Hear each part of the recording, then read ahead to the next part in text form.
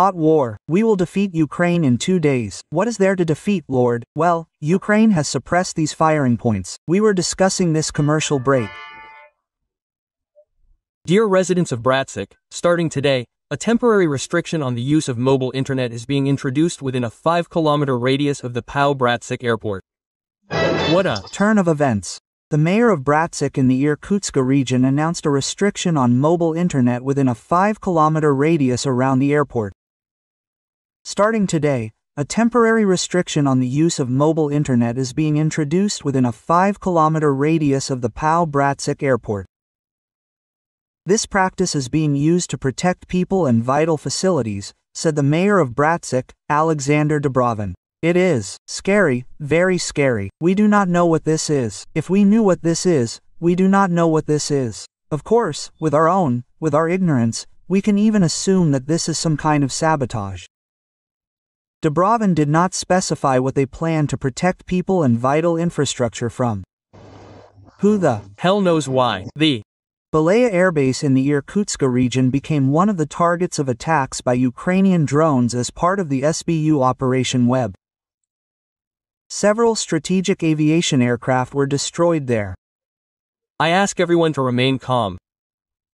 And as soon as the situation allows, access to the mobile internet will be restored. All this is clear. Mobile internet is not working in St. Petersburg. The internet stopped working last night in different parts of the city. Also, disruptions in the work of mobile operators in St. Petersburg and the Leningrad region are reported by the RF failure and down detector. Today, the St. Petersburg International Economic Forum began in St. Petersburg. In addition to Putin, the leaders of Bolivia, Zimbabwe, Indonesia and Serbia are planned to take part in the forum. The most representative delegation will be from Bahrain. It will be headed by the king's son. Applaud. Standing. In recent days, the shutdown of mobile internet has affected 30 Russian regions. The authorities are jamming communications due to the threat of drone attacks. In Pskov, the largest boiler house has stopped working due to the disconnection of mobile internet. The enterprise also suffers from restrictions in the work of mobile operators. The main problem is the inability to monitor the operation of heat sources and monitor leaks in heating and hot water supply networks. We have one ideology, the Russian world. The 28th St. Petersburg International Economic Forum, or simply PIF, is beginning. It has already been dubbed a forum for heirs. The thing is that in recent years, the so-called heirs, the so-called elites, have increasingly spoken at this forum. We are the elite. What elite? Here's the elite. The final program of the event this year confirms this thesis. For the second year in a row, Putin's youngest daughter Katerina Tikhanova will speak at the forum. If last year she took part in an online discussion about the role of the defense industry in the country's technological sovereignty, this time she will join the session on the conditions for the return of foreign business to Russia.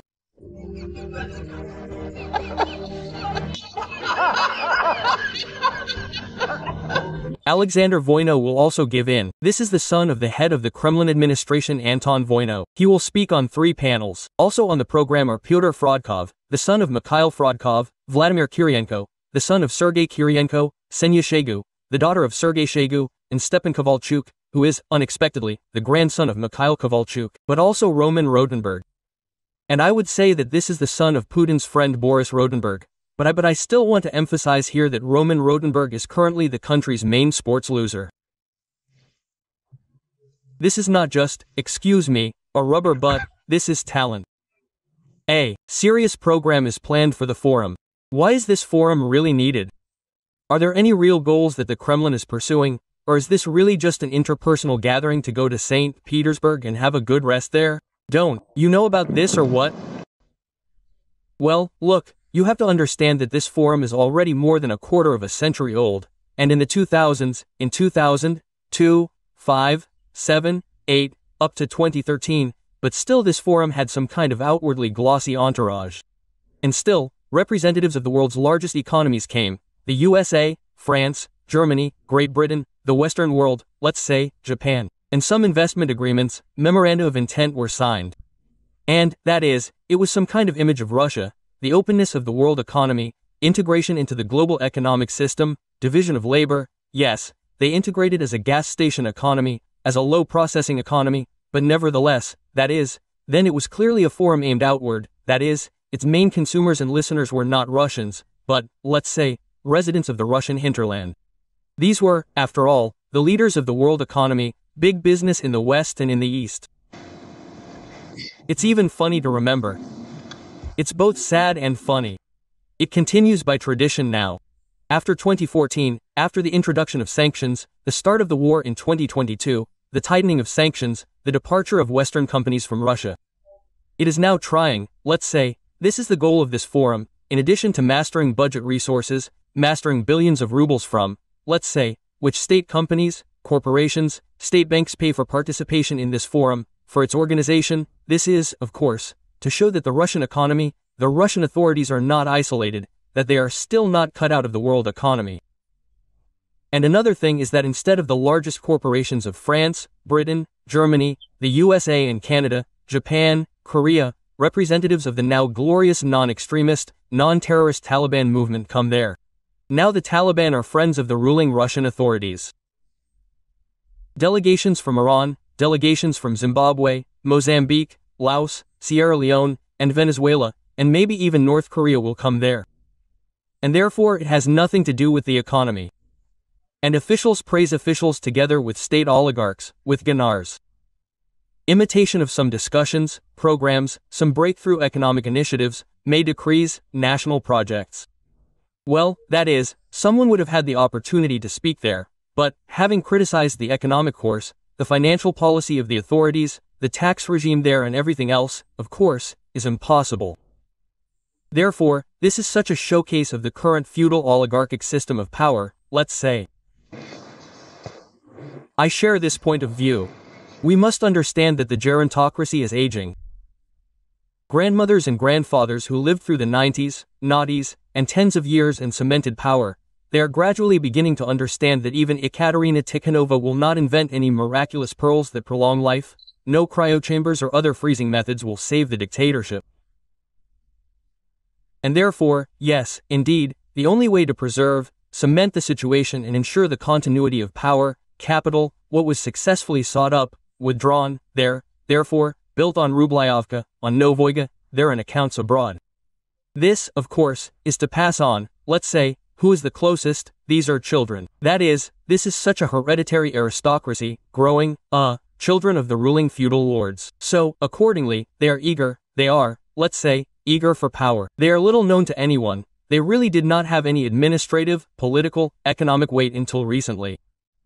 But now this is really the only way, so to speak, to prevent, as the Belousov Center for Macroeconomic Analysis and Short-Term Forecasting wrote a report there a month ago about the fact that an era of stagnation has arrived in Russia, which could, like the 80s, in the 90s, develop into perestroika and catastrophe, a catastrophe for the ruling regime. Therefore, we must not allow this. Therefore, the whole logic of this forum will be that family values, spiritual traditions of Russia are not that Russia is dying out there by 500-600,000 people annually, and the majority of the population lives worse and worse, the economy is deteriorating, but in smoothly transferring to the children of Patrushev, the children of Frodkov, the children of Putin, the children of Medvedev, and then, that means, Matvienko and the same with them, and the key heights in the economy there in state corporations, state banks. This is, of course, how it will happen, and there is nothing special to brag about in real terms. I think that the only positive thing that was brought in from outside is Nabielno's decision to slightly lower the key rate from 21 to 20%. This in no way saves the economy from recession, metallurgists, developers, coal miners, from the collapse of production, from the fall in investment, the reduction of lending, and, let's say, a plunge into recession. And this is precisely such an opportunity for Putin to declare that they have defeated inflation, the economy is normalizing, there is no more overheating, and now the rate is being reduced. This will be shown that they have already.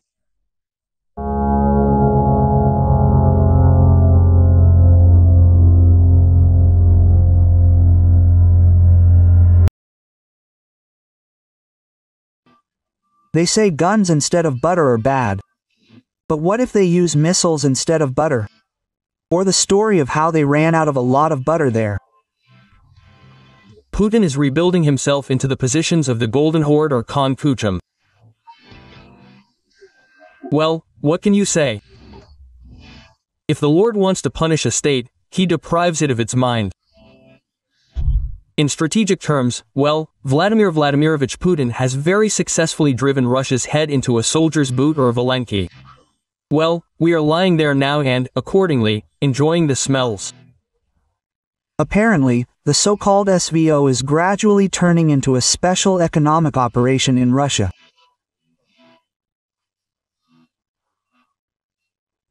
In January to April, food production in Russia fell significantly for the first time compared to 2021. In annual terms, the indicators for the so-called Big Food 3 are 32.3% lower for sugar, 15.5% lower for butter, and 7.8% lower for flour.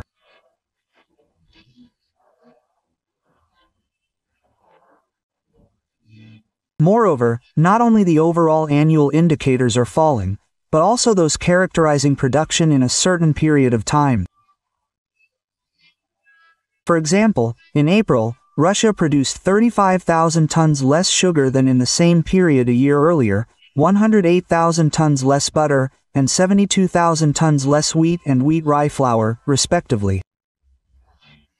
Have you noticed a decline in living standards lately? Yes, a significant decline. Goods are more expensive, especially food, and pensions, are not growing very much. Everything is getting more expensive. There is no increase, we are standing still. Yes, everything has become more expensive, especially housing and communal services have become more expensive and food products. A decline, yes, all 100% of the standard of living, that is, prices are growing for the worse. Housing and communal services tariffs are also growing, so, of course, it is felt, but pensioners' pensions are not really increasing. Formally, the Russian Federation is supposedly considered one of the leading producers and exporters of food in the world.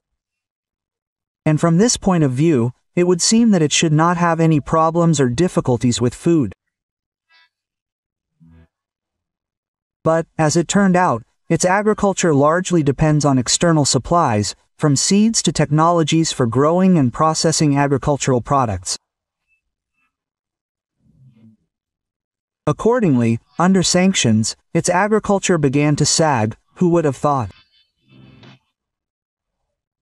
To this were added crop failures of certain crops. This is understandable, as well as the peculiar, in other words, tough credit and monetary policy of the local central bank in the context of permanently growing war expenses.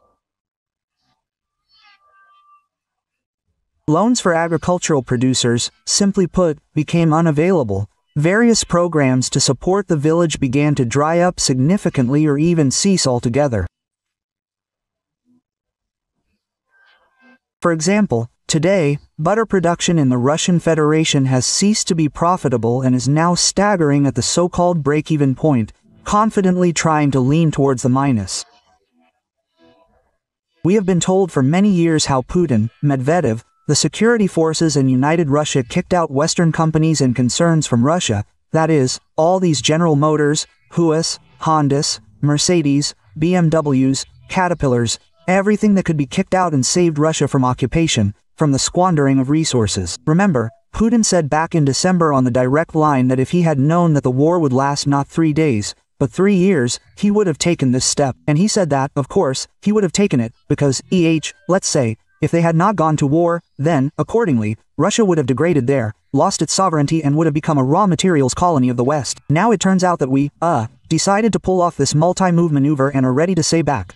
Take everything you want, all the mineral wealth, just lift the sanctions, return our palaces, castles, make us handshakeable again, so that they don't charge us for nullifying the Constitution, there, usurping power, falsifying elections, political repression. How are things in the village in general? Do you have any production? What kind? There are none. There used to be a collective farm. Everything was in disrepair. There is nothing. Russian agriculture is on the rise. Rodnovatsa has been completely destroyed. Kolko Druzhba was, there was a quarry, PMK plant was. 10 years ago I was better off than now. I stopped buying fish. I buy very little fish, because it is unbearably expensive. It was better 10 years ago, now it is even worse. Every year it is getting worse and worse. We buy less meat. Well, basically we only eat pasta, yes, potatoes. Now you used to not pay attention to prices, it hurt, but now you look at prices. And what is characteristic is that I do not make all this up myself. But this is what the Russians themselves write. In this case, our former compatriot, and now half Russian Igor Dmitriev, a former deputy of the Odessa City Council, citing the official figures of Rosstat.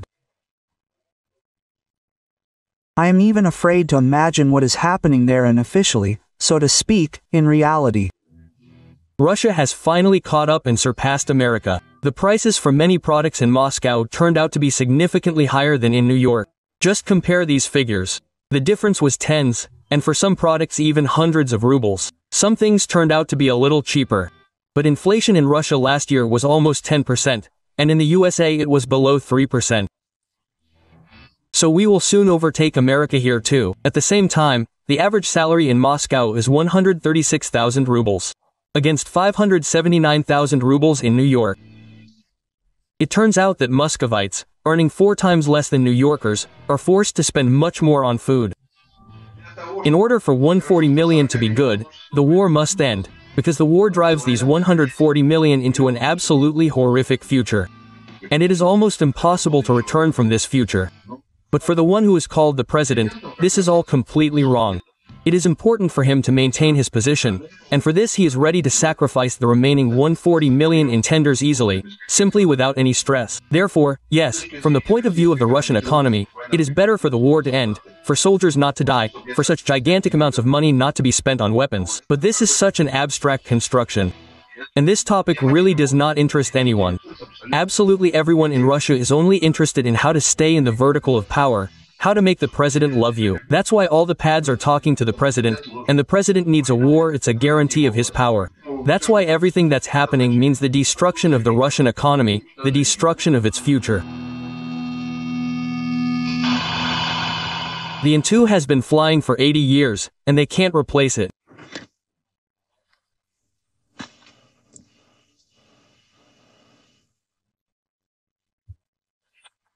And in April of 25, a contract was signed with UZGA to refine the prototypes, and the design problems are being eliminated.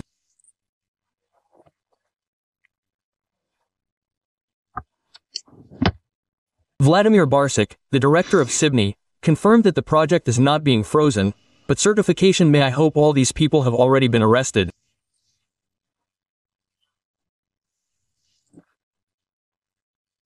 I just hope that the Ministry of Industry and Trade has already turned to the investigative bodies with all its might. I know Mr. Alekin.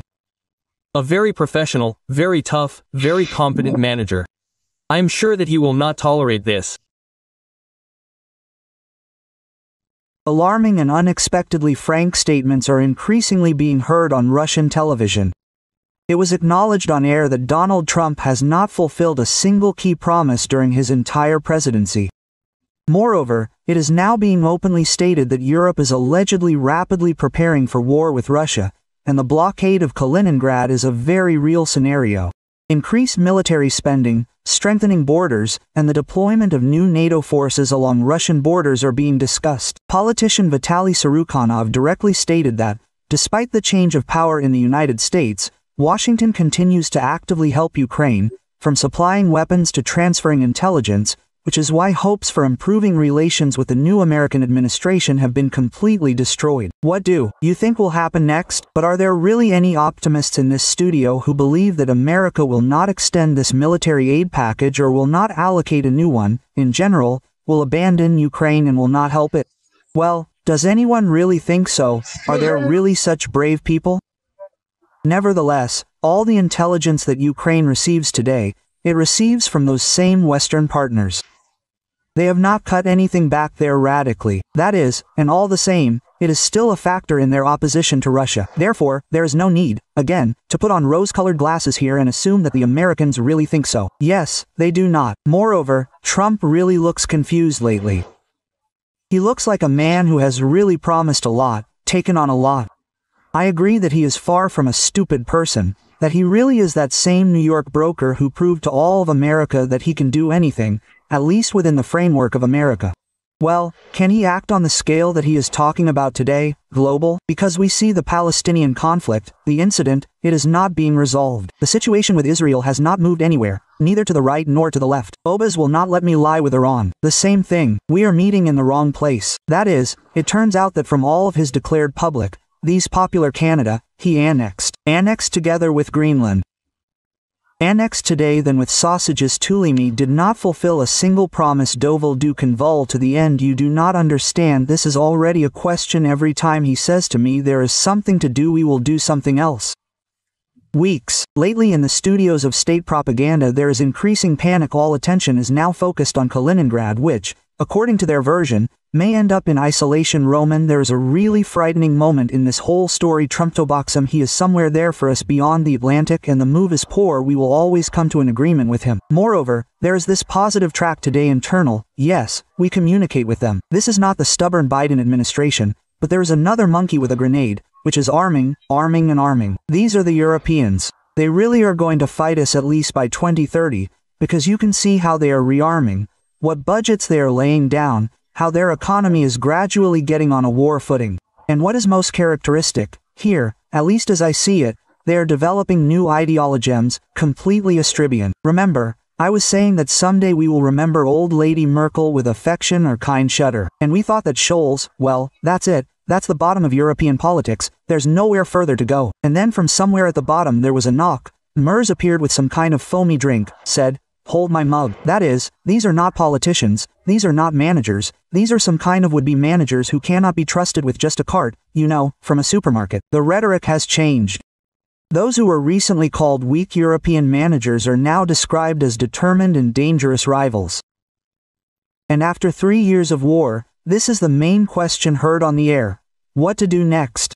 I understand all this perfectly well, but these grief-stricken managers, who you can't trust with a cart, one works as NATO Secretary General, another works as Chancellor of Germany, a third works as Prime Minister of Great Britain, a fourth works as President of France, the fifth is sitting it out overseas, working as President of the USA. And what to do with all this now? Here, Roman, is the big question. What will all this lead to? I am still worried, and my colleagues have rightly noted, that a certain military crisis in the Baltic is brewing, that they are already still latently, threatening us that our ships will not pass through there, and so on, that the blockade of Kaliningrad is real, of course, and our officials are talking about this. The question is, how far will this monkey with a grenade go? What should we do? Because we don't want to fight, but the question is that, it seems, we are not being left with a choice. The same as from yours. Remember, right? We were simply forced to start this operation. This is a quote from the president.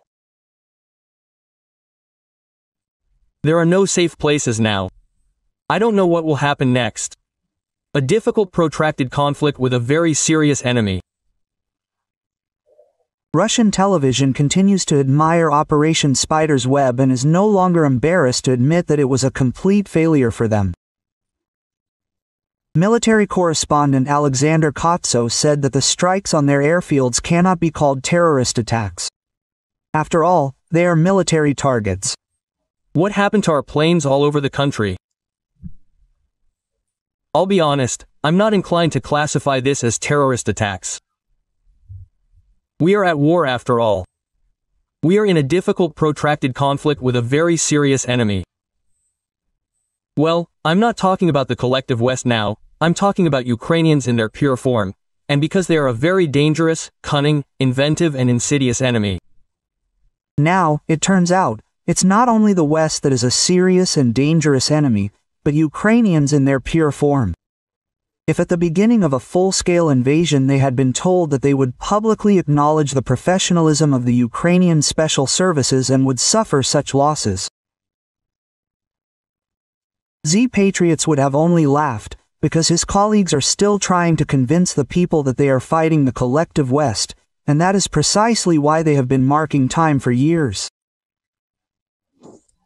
We are fighting NATO, you are ignorant, Nazis. But Kotz admitted that all this is a lie, and they cannot cope with the Ukrainian armed forces.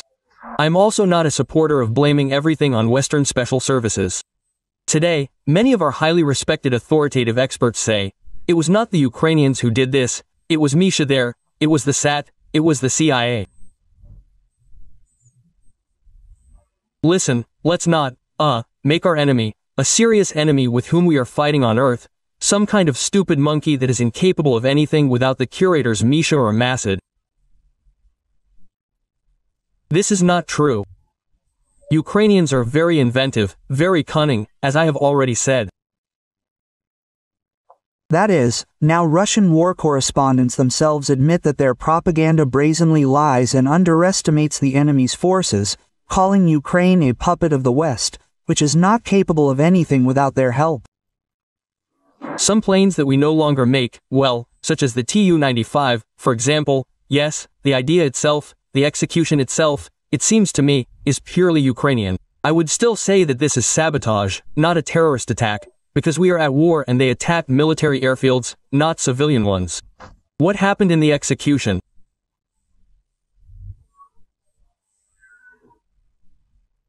Yes, we see this, a very painstakingly prepared conspiracy theory conditionally conspiracy theory sabotage, when several trucks were prepared in a warehouse that was filmed, which loaded portable cabins, yes, in the roof of which devices were mounted, in which there were all-weather drones, controlled via cellular internet through GSM modules.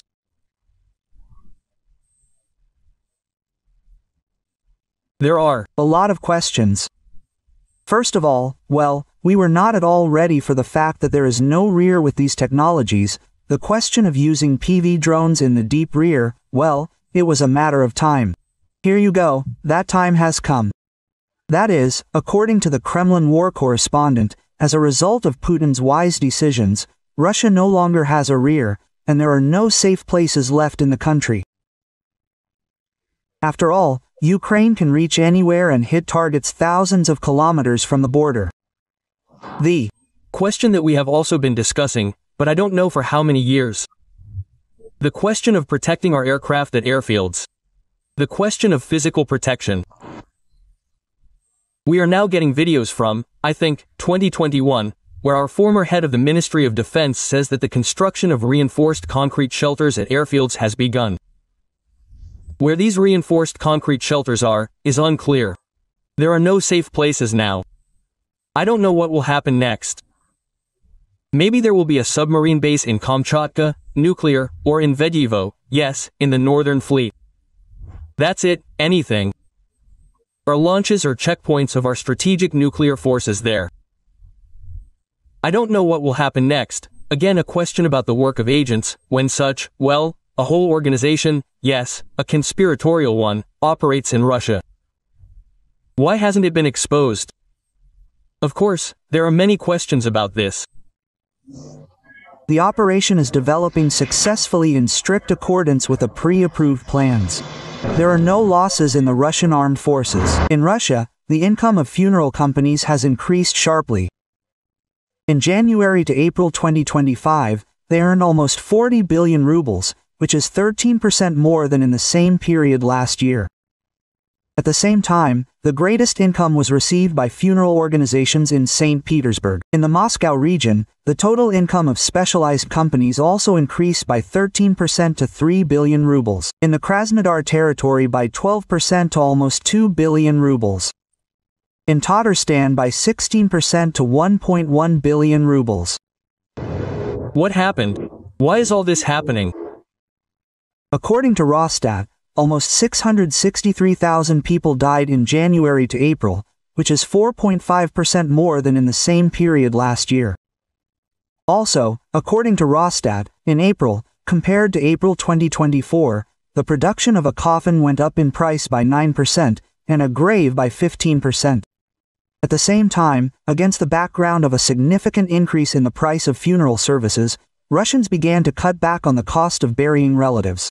In October to December 2024, traditional funerals cost an average of 25,000. 1, 2, 3, hooray! Hooray! Hooray! This year, there has been a noticeable increase in demand for cardboard coffins, which can be bought for 1.00 rubles versus 8,000 for a wooden one. Sellers claim that cardboard coffins can withstand a load of up to 150 kilograms and completely decompose in the ground within 6 months. They are like wooden ones in several decades. They also burn out faster during cremation. Hammer, hammer, hammer. And we, I am sure, will achieve the result we need. And they are simply transferring us to meat. Yes, it is generally just useless. The guys were told like this. Landing a forest belt, he says. Well, if you get to the Ukrainian stronghold, we checked all the drones there. it seems there are none. He says, I wish all SVSNs to attend Kobzone's concert. The whole country, in principle, the unity of the country rests on three pillars. These are TV, the central bank and the FSB. Do you understand? That is, as if propaganda financing of the regions from the center of Russia and this, well, as if a real puppet vertical, such a semi-invisible one consisting of forests, where each appointee to any position has a deputy in uniform. First, all the money is taken and then, handed out from the master's shoulder. And this model exists and was implemented precisely for this purpose, to make the regions dependent on the central government and suppress any thoughts of separatism. But this model works, that is, we see that the television is working, but it is not shaky, not Volca, yes, people are still sitting in their holes and pretending that this does not concern them. And their loyalty, it is very declarative and completely, as if not, it seems to me, not deep and insincere. The FSB, well, this is, of course, an effectively working mechanism, everyone has seen it. And we continue to observe. And then there is the central bank, but you can, as it were, let the problems be flooded with liquid gold to the extent and as long as you have this resource. And when the economy starts to limp, and we, as it were, well, there we do not reliably know the state of the Russian economy, because this, of course, is all the statistics. There is a subject of free creativity on the part of the people who are there, authorized to give us these statistics. This is exactly the same subject of propaganda as everything else. There are statistics, and therefore sociology, and therefore dictatorship capture them first of all, before they try to capture the media, yes. That is why we do not know what the actual state of affairs is and how long this resource will last. The fact is that the war objectively costs a lot of money every day, and objectively Russia's ability to export its resources and earn money on them has decreased. That is, if Medvedev used to say, there is no money, but you hold on. Now there is no more of it, but the expenditure has become much greater. And what to do with those we liberate? Can you imagine what kind of enemy agents we will acquire? The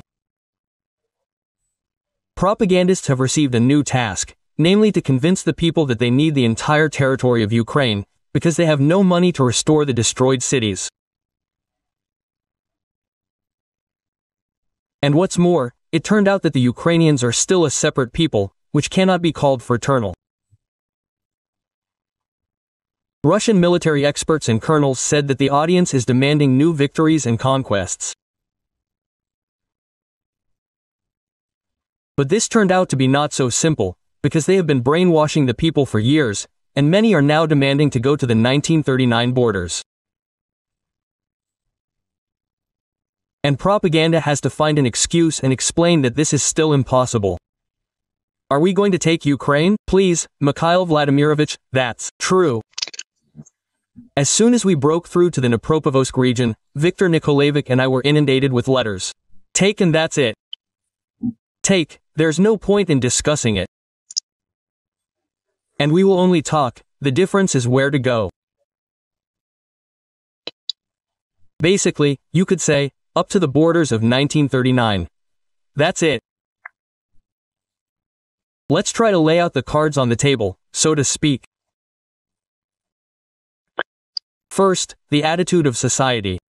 Well, the Ukrainians have shirkers, we have relaxants. Will they lay down their heads, yes, for this Ukraine or what? Got it. Thanks for the answer. And then the economy. Let's look at the state of the economy now. That is, state propaganda has just admitted that the Russians themselves no longer want to sacrifice their lives for the sake of territories. And they also said that they do not even have the money to restore those cities that were captured 3 years ago. And what can we say about new conquests? Mariupol, like Mariupol, just look at it, it's a picture, and people already live the same way as, say, in Kazan. Not yet. And why didn't we restore Azovstal? The question is up in the air. It means there wasn't enough money and forces. Specialized ones that restore such production. And what kind of plant was it? That is, they came to the territory of Ukraine, burned the cities, and now they say that they will not be able to restore it all. What can I say? The most real liberation. Earlier they assured that Russia would restore everything and it would be even better than before.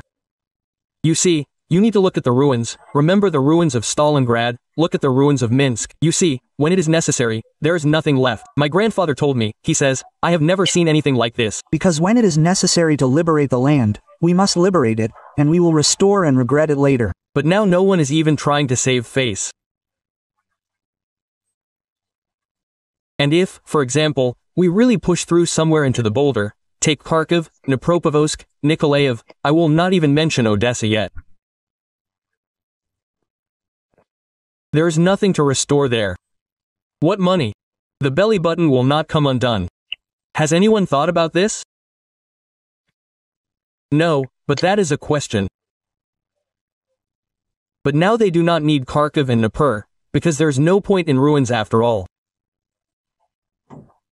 Our president talked about taking all of Ukraine. No, so far he talked about what? About the security strip or line. And what to do with those we liberate. Can you imagine what kind of enemy agents we will immediately acquire? And what will happen? So that's a question. It's simply amazing.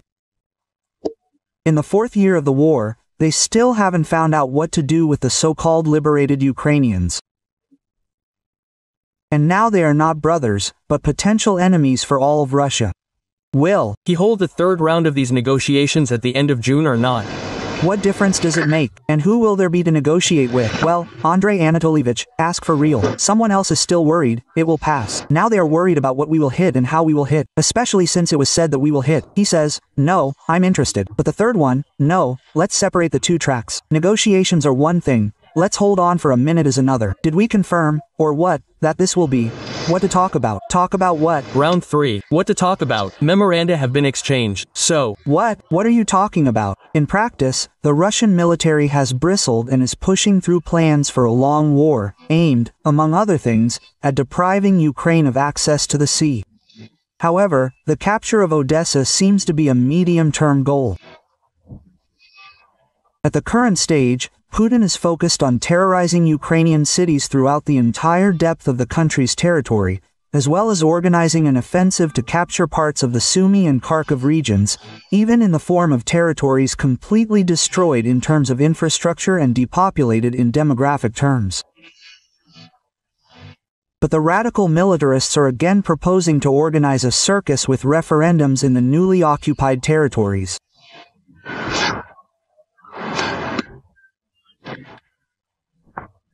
Was the assertion of one of our negotiators that if 4 new Russian regions are not recognized right now in the near future, then next time there will be 6 regions.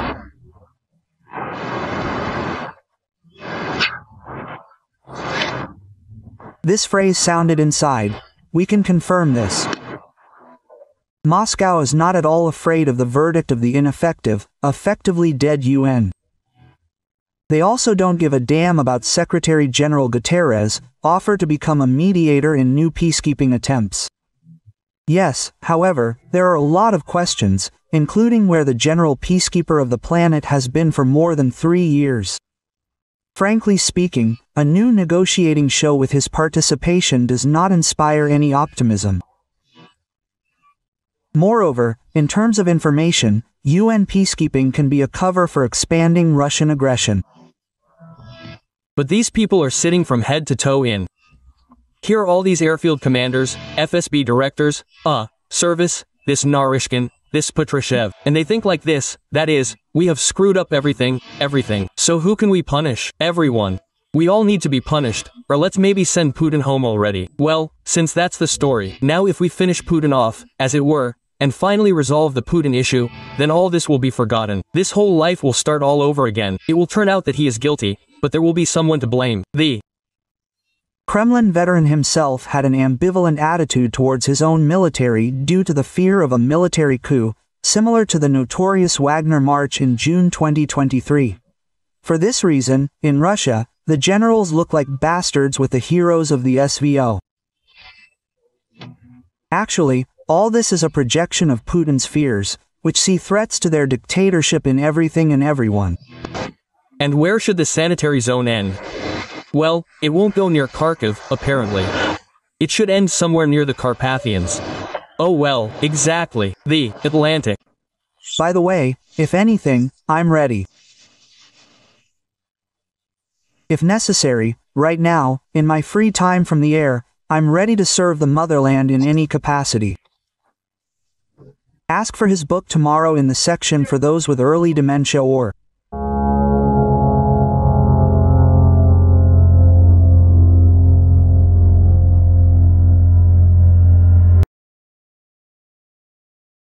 Военкор Александр Коц всерьез напуган. Он сообщает, что в России не осталось безопасных мест. Украина может ударить в любой момент и куда угодно. Нет теперь безопасных мест. Я не знаю, что будет следующее. Удивительно, что критическое мышление проснулось лишь у Ходоренка и Коца, которые смогли сделать вывод, что российская военная инфраструктура – это законные цели. Что произошло у нас по всей стране с самолетами? Я вот честно скажу, я не склонен это квалифицировать как террористические акты. Мы все-таки воюем, у нас идет тяжелый затяжной конфликт. Он также додумался до того, что Украина способна проводить успешные операции, в то время как остальные зетники закрывают глаза на очевидные вещи и пытаются приписать наши достижения другим странам. Им очень не хочется признавать, что Россия напоролась на серьезного противника, который может дать им отпор. Я вот тоже не сторонник все валить на западные спецслужбы. У нас многие очень уважаемые авторитетные эксперты сегодня говорят, это не украинцы сделали, это там Ми-6, это Моссад, это ЦРУ. Слушайте, давайте не будем тоже из нашего противника, тяжелого противника, с которым мы воюем на земле, делать какую-то глупую обезьяну, которая сама без кураторов Ми-6 или Моссада ни на что не способна. Это не так.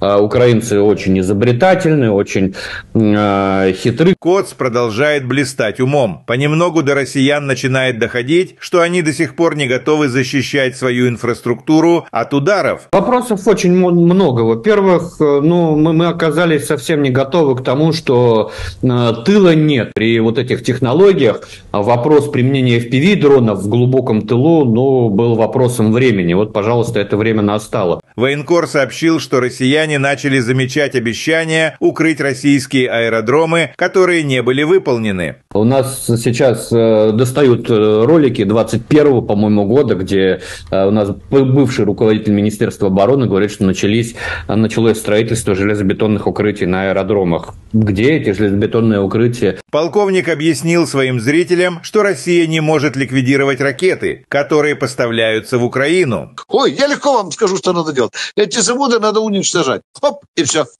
Кнопку нажал, баронец, ракета полетела, заводика нет, да? А почему же не уничтожаются? Ведь уже другие ракеты подвозили целыми эшелонами, караванами везли на Украину. И вы нас запытывали, баронец, не лезь по корягу, не виляй хвостом, говори, почему не уничтожаем. Я отвечал честно и прямо. Или не можем, или нет команды. Второе, мне кажется, смешным. Такого не бывает. Далее зетник объяснил, что российская разведка и близко не сравнится с украинской. Странно, что в России еще никто не догадался, что российские спецслужбы должны быть заняты раскрытием секретных операций, а не преследованием россиян за плохие высказывания в сторону Путина. Я чрезвычайно уважаю разведку. Я когда-нибудь поговорю, мы можем ее хвалить. Это доблестнейшие люди. Это в какой-то мере для меня разведка такая святая структура. Но ведь прокол уже вагон и маленькая тележка, да? Начинаешь с того, что как были просчитаны возможные результаты начала специальной военной операции, а потом дальше. А потом мы вдруг стали думать, чесать репу, что у нас нету разведывательных структур на территории Украины. Да. А тут в России, как в шею бездомные собаки этих вот самых разведчиков, завербованных специальной службой безпеки Украины. Это же правда. Ну, согласитесь, что тут Украина очень сильно постаралась, а теперь мы волосы на голове рвем.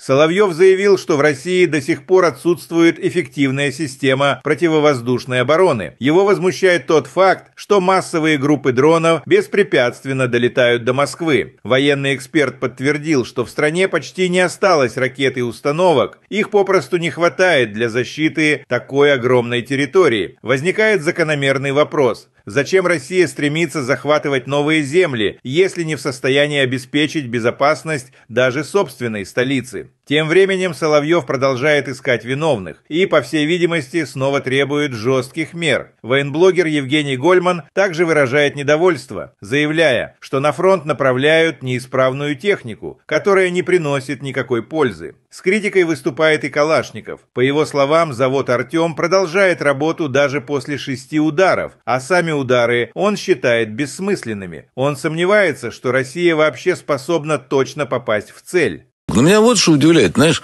Андрей Иванович, меня удивляет, когда я смотрю, как мы каждый раз там страдаем от их налетов вглубь нашей территории и не делаем элементарных выводов.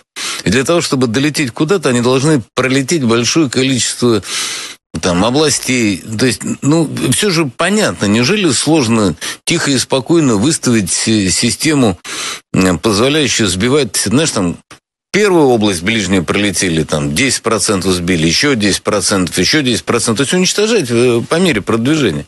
Не говорите, ой, над нами пролетели. То есть, делать эшелонированную, разумную систему. Плюс, сколько мы будем еще делать вид, что лазера не существует? Израильтяне вовсю уже работают, там, сбивают БПЛА лазерами. Китай там предлагает все технологии. Мы, пионеры в вопросах лазеров, где эти установки у нас? Где? Владимир Владимирович, ну а мы находимся в дефиците средств поражения противовоздушных, как в ракетах, так, собственно, и в установках. Это реальная проблема. Территория у нас очень большая, обширная. И, к сожалению, западные спутники военные, которые предоставляют карту радиолокационного покрытия, особенно в военных диапазонах, там назовем, они позволяют определить свободные зоны от наших комплексов ПВО, где можно проскочить. И, собственно, из-за этого строится маршрут. А как могут быть зоны свободные? Что мешает делать ПВО подвижным? Ну и есть подвижно, оно постоянно перемещается, мы постоянно его меняем, да, и находим, и делаем так называемые засады, то есть на местах движения выставляем, но, к сожалению, я говорю, они доуточняют эту обстановку. Поэтому какие-то комплексы маскируются и не включаются в этот момент, когда идет проход. Какие-то начинают работать, то есть, условно, только дежурные какие-то средства, какие-то работают. Знаешь, Саш, я, честно говоря, в бешенстве. Я когда читаю пропаганду о том, что они в очередной раз нанесли удар по какому-нибудь нашему объекту в глубине, я вспоминаю твои посты на эту тему. Сколько лет мы об этом говорим? Кто вообще отвечает за общую систему ПВО в стране? Элементарные вещи. Там несколько тысяч километров летит эта хрень. Это вещи настолько простые, настолько базовые. По поводу автомобилей, которые передавала нам Омская администрация всяких областей. Ребята, не позорьтесь, вы за все это время передали только эту тачку, которую мы даже ремонтировать не стали, потому что она уже столько сама не стоит. На самом деле мы устали ремонтировать это говно, ведра с болтами. Я знаю глав администрации, которые по 5-7 автомобилей передают в месяц, но это не Омская область. Поэтому заберите свое говно и жуйте его дальше сами, позорники, блядь. А то придумали, где, куда вы ее дели, да вон она стоит, блядь. Никому не нужна. Сообщает о том, что бьют по заводу Артема. Там, где Альгу, по-моему, делает систему залпового огня, если не ошибаюсь, ракеты там собирают. На моей памяти, по-моему, 6-й удар по заводу Артема. И как мы с вами предупреждали в прошлой передаче, да, в одной из прошлых передач, так заводы не вводятся в строй. Видите, он работает. Для того, чтобы вывести завод на полгода, помните, мы показывали, нужно несколько десятков уложить, несколько десятков крупных боеприпасов в определенном порядке. Как во время войны бомбили, да, туда не было крылатых ракет. И это уже не случилось. Ну и что толк? Вот по Артему вы стукнули в очередной раз. Я могу предсказать, что он будет снова, так сказать, возобновить свою работу. Что это за странное возмездие? Почему оно, как говорится, мимо цели фактически? У каждой страны есть центральный, там, национальный банк и прочее, прочее. Вот эти цели, они не поражены. И поэтому, получается, вы бьете из пушек по воробьям. А то, что Киев окуривается дымом, знаете, от дыма, собственно говоря, возмездие не получается, друзья. У нас выбора не было. Они бы напали на нас, и было бы все в 10 раз хуже. Путин 8 лет тянул. 8 лет. Вот денацификация. Процесс многослойный. Я вообще сразу скажу, что в этом смысле мое мнение абсолютно радикальное. Я считаю, что даже само понятие «Украина» не должно существовать в будущем. И понятие «украинец» не должно существовать в будущем. Дело не в нашем политическом режиме, ни в чем-то другом. Просто им не нужна такая большая самостоятельная страна, как Россия. Здравствуйте. Ну, как всем известно, в конце февраля 2022 года в Россию прилетел такой черный лебедь, который черный лебедь, что ж ты вьешься над моей головой. То есть, если так называются некоторые непредусмотренные неожиданности, которые разворачивают весь ход вещей в черт знает какую сторону, то у нас нет. И лебедь был заботливо выращен в инкубаторе, и в черный цвет его красили кисточками специально отряженные люди. И полетел он, так сказать, вслед за предводителем стерхов. Так что это лебедь какой надо, лебедь. И вот летит он, милые мои. Вот что началось сейчас? Вот сегодня идет, то есть совершенно слово «нормальный» язык отказывается произносить «война». И появляются мнения, а вот вы знаете, когда она закончится победой, то все будет отлично, потому что мы опять соединимся по-братски, ну если не все, то почти все, конечно, с Украиной, с Белоруссией. И вот будем строить новый СССР. Ну, может быть, не такой социализм, как был, но мы возьмем все лучшее, а худшее не возьмем, и все будет прекрасно. Опа, и тут становится понятно, зачем и откуда у нас Николай Николаевич Платошкин, который левой рукой за социализм и СССР, а правой рукой за войну.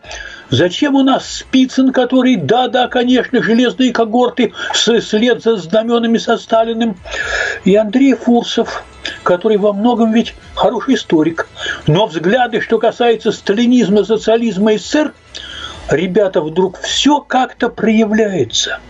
И вот эти мысли, что все будет хорошо, да.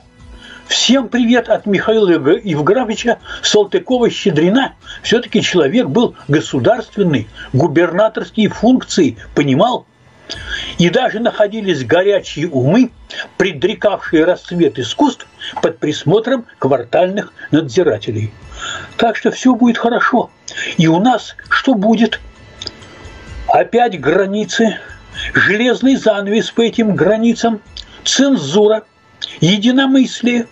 Ну, житье будет, конечно, скудноватое. Мы импортозаменим, своим чужое уже заменяли.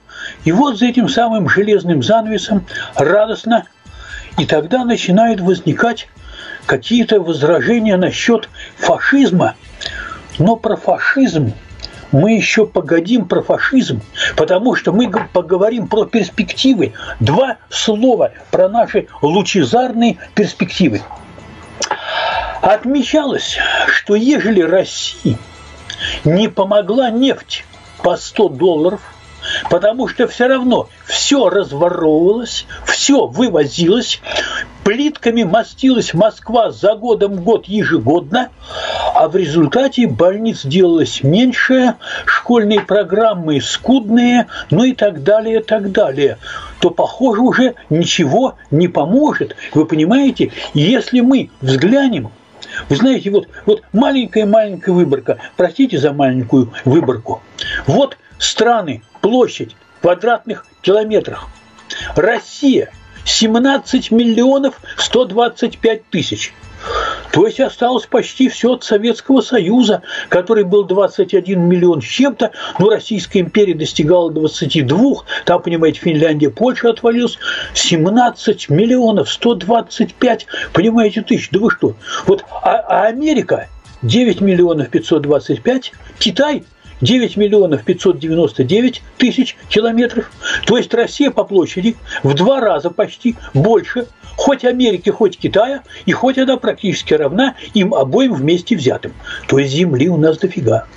По численности населения на этой земле у нас немного хуже. И продолжает делаться еще хуже. Потому что если в Китае на своей земле, ну, цифры округлены, 1 400 миллионов человек, Америка 333, допустим, миллиона человек, Россия 146 миллионов. Это мы считаем как бы официально. И получается, что население России в 10 раз меньше китайского или в 2,5 раза меньше американского. Это уже некоторые трудности в конкуренции. При этом плотность населения, то есть то, что называлось в Третьем рейхе, простите, жизненное пространство. Ну, для понятности, чтобы было где жить, где селиться потомкам, которых станет больше, где хозяйствовать. Вот в Китае на квадратный километр 140 человек, в Америке 32 человека, а в России 8,5 человек на квадратный километр. И Россия по площади населения, то есть по плотности, здесь правильно сказать, по редкости населения, или по плотности, занимает в мире 180-е место из 194 государств.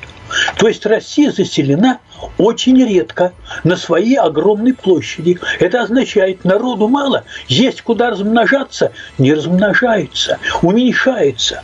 А что касается замечательной деятельности экономической, то вот вам ВВП.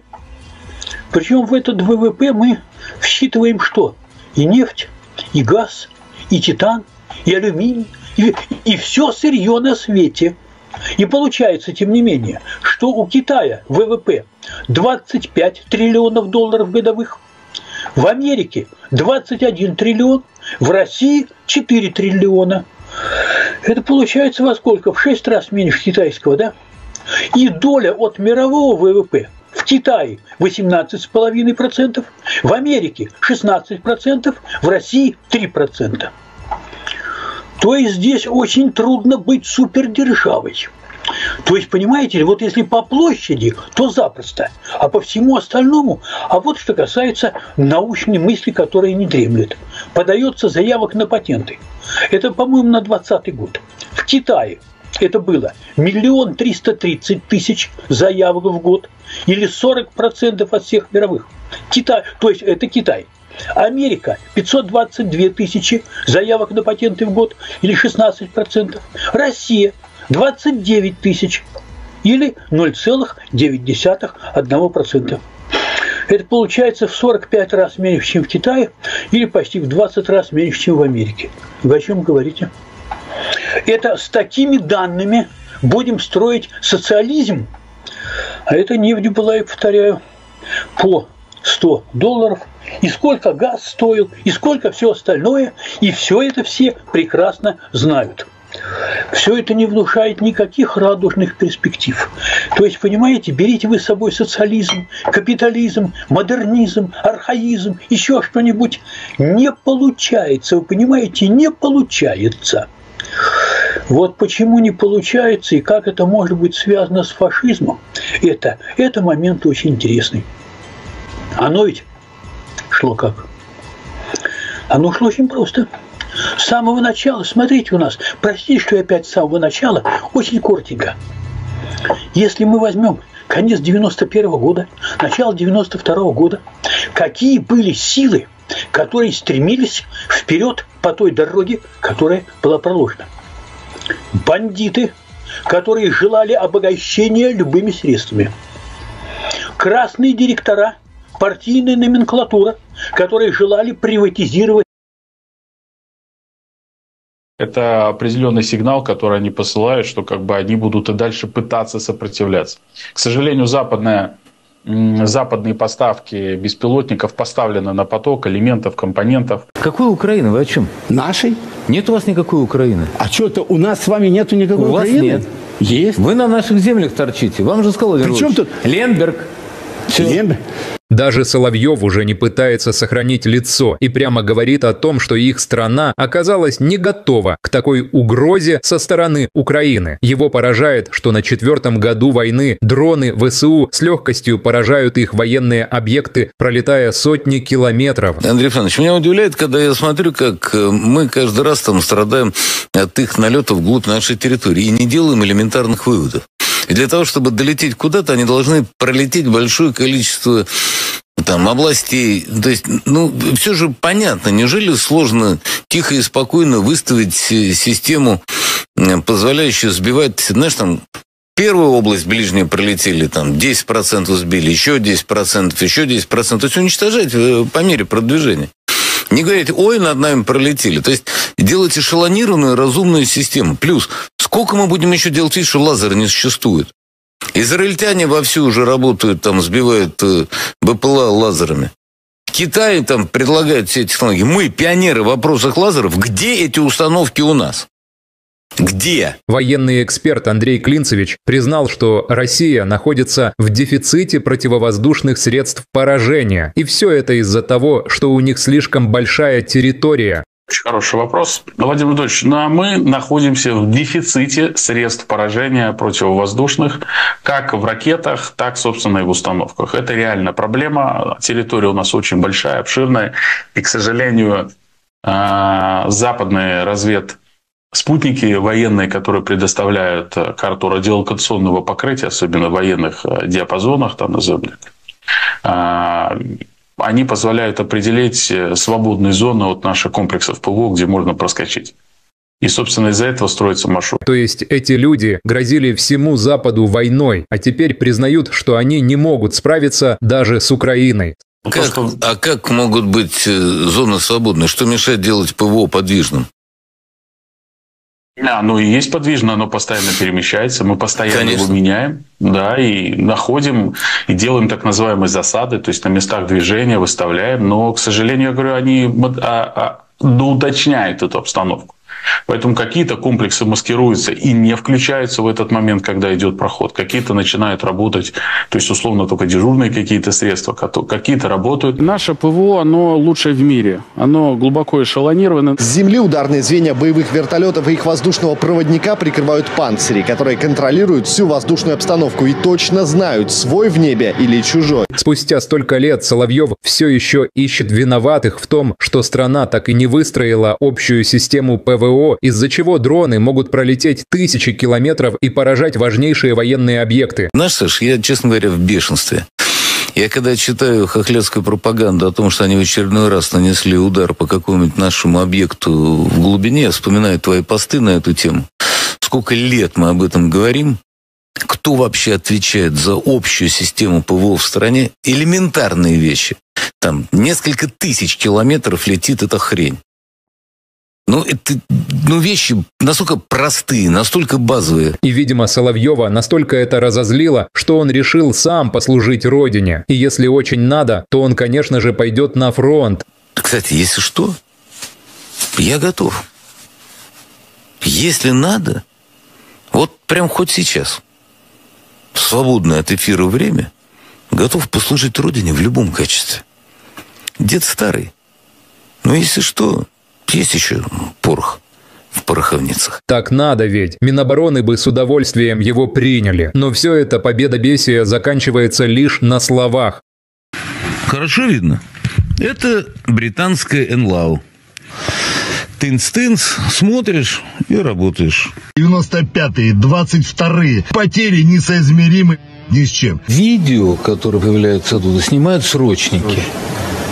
А можно его расстрелять, этого срочника? Вот вывести эту сволочь и перед строем просто расстрелять, как предателя Родины, который просто сейчас работает в интересах врага. Как вообще фуры прошли, кто их осматривал? Сама фраза «Ой, я не знал, что я везу в фуре». А где ты ее подобрал? А кто ее загружал? Я не знаю. Вот сама формулировка. Вслепую перевез. А ты не смотрел, что у тебя есть? Ты когда документы принимал, тебе не открыли, не показали? Что за дурака включать? А как ты прошел посты ГАИ, взвешивание? Вот все как? Это на 4-й год войны. Это кто за это будет отвечать? Вот самолет догорает. Один.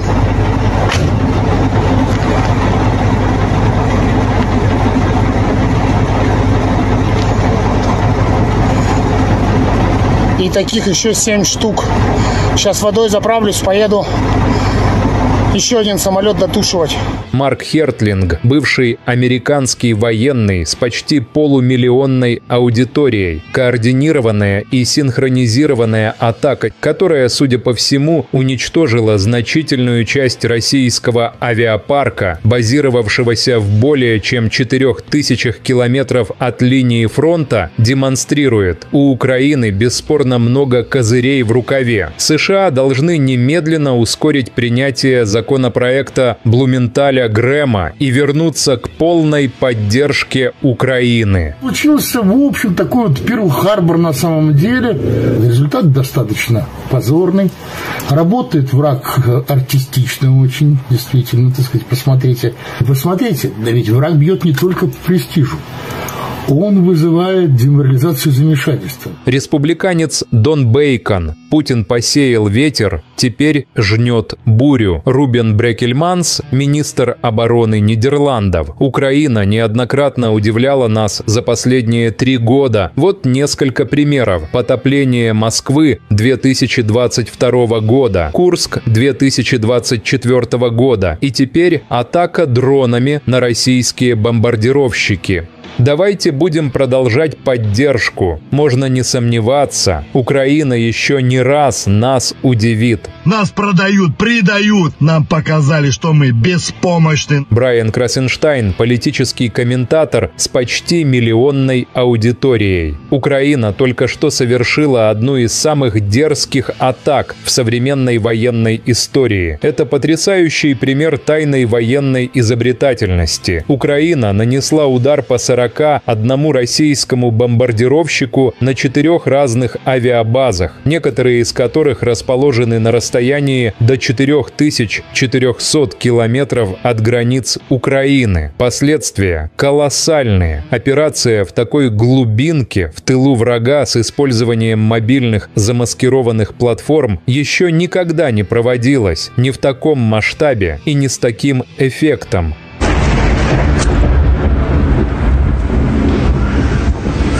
Этот дрон летел. Мы все лохи. Лох — это не любитель омского хоккея. Лох — это по жизни.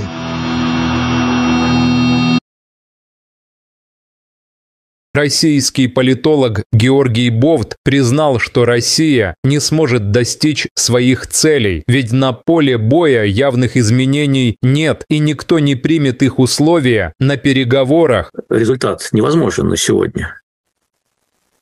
Ну, что пыжиться-то? И что изображать какое-то, так сказать, серьезное выражение лица и делать вид, что вот-вот этот результат будет достигнут. Он невозможен, потому что переговорные позиции сторон непримиримы, они несовместимы, и нет пока никаких перспектив для того, чтобы найти там какой-то компромисс.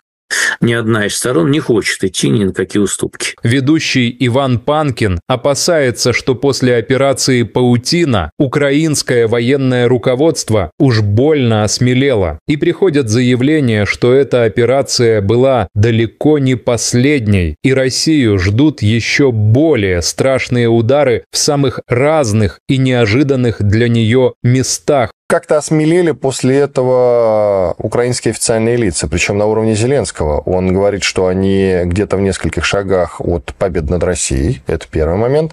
И, вы знаете, довольно тревожно, на мой взгляд, заявление сделал и глава террористического объединения СБУ. Малюк, террорист-экстремист, тоже важно это проговорить, куда же без этого.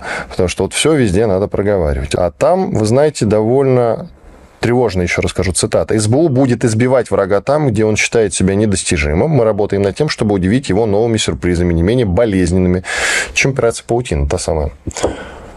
Говорит ли это о том, что они еще раз попытаются что-то такое провернуть, несмотря на то, что Штаты, очевидно, сказали им, что так делать нехорошо? На что Бофт ответил, что их главное преимущество в виде огромной территории теперь стало их главным недостатком, ведь ее просто невозможно прикрыть средствами ПВО. Проблема в том, что современная война выявила одно неприятное обстоятельство.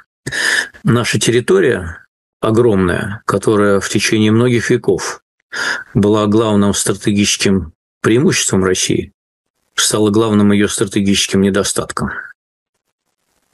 Потому что ее всю нельзя прикрыть средствами ПВО, как выяснилось. Бофт добавил, что Украина нашла дешевый и более эффективный способ нанесения ударов по противнику, из-за чего они несут огромные убытки в самых разных сферах. Ведь в отличие от средств защиты, дроны производятся за несколько сотен долларов, и никто в России не знает, что с этим делать. Более того, эти средства ПВО, средства защиты гораздо дороже, чем средства нападения.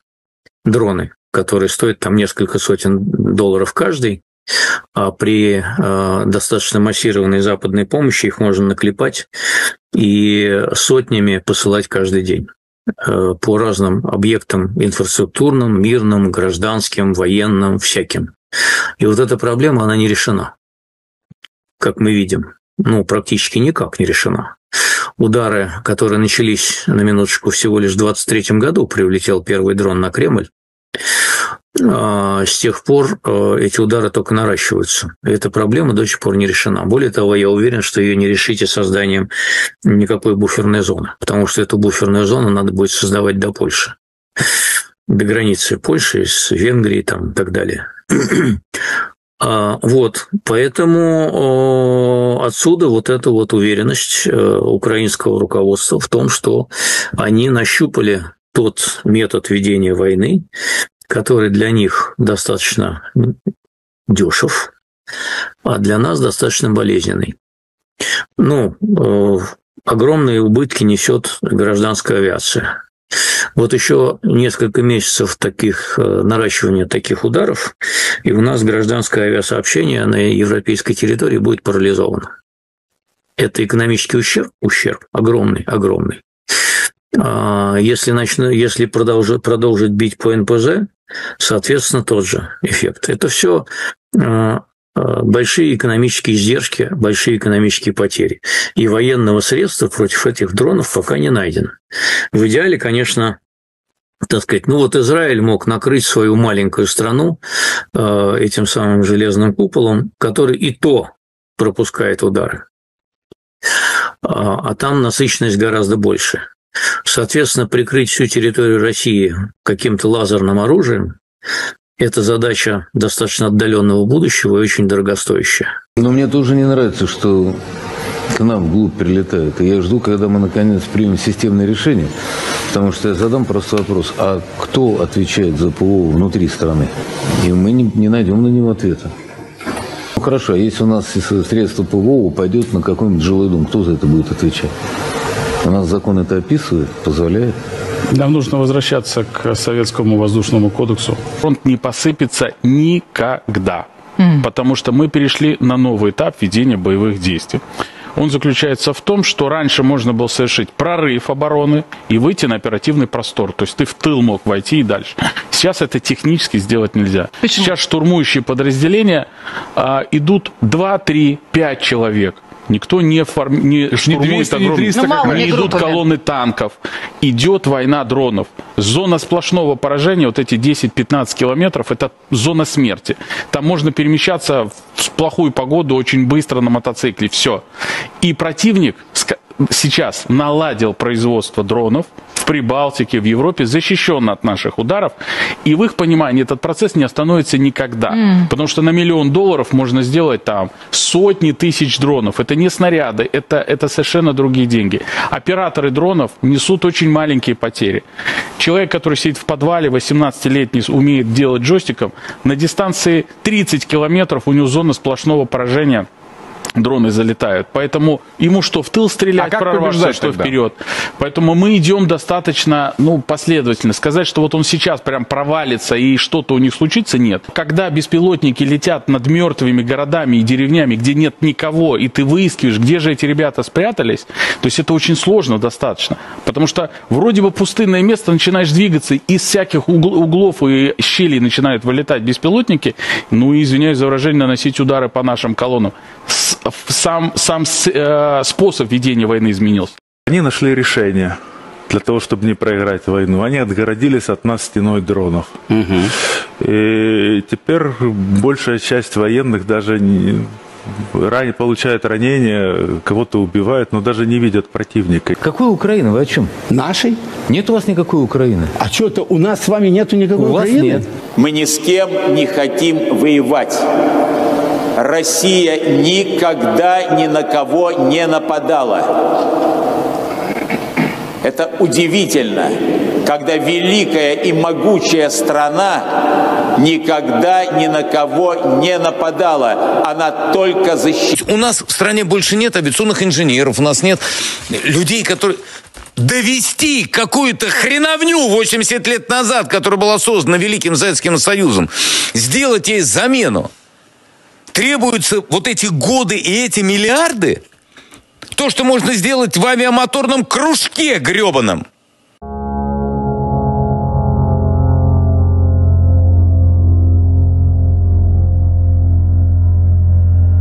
Откровенно говоря, дефицит и нечем, особо крыть, в общем-то. Начала нарастать дыра, связанная со снижением дохода.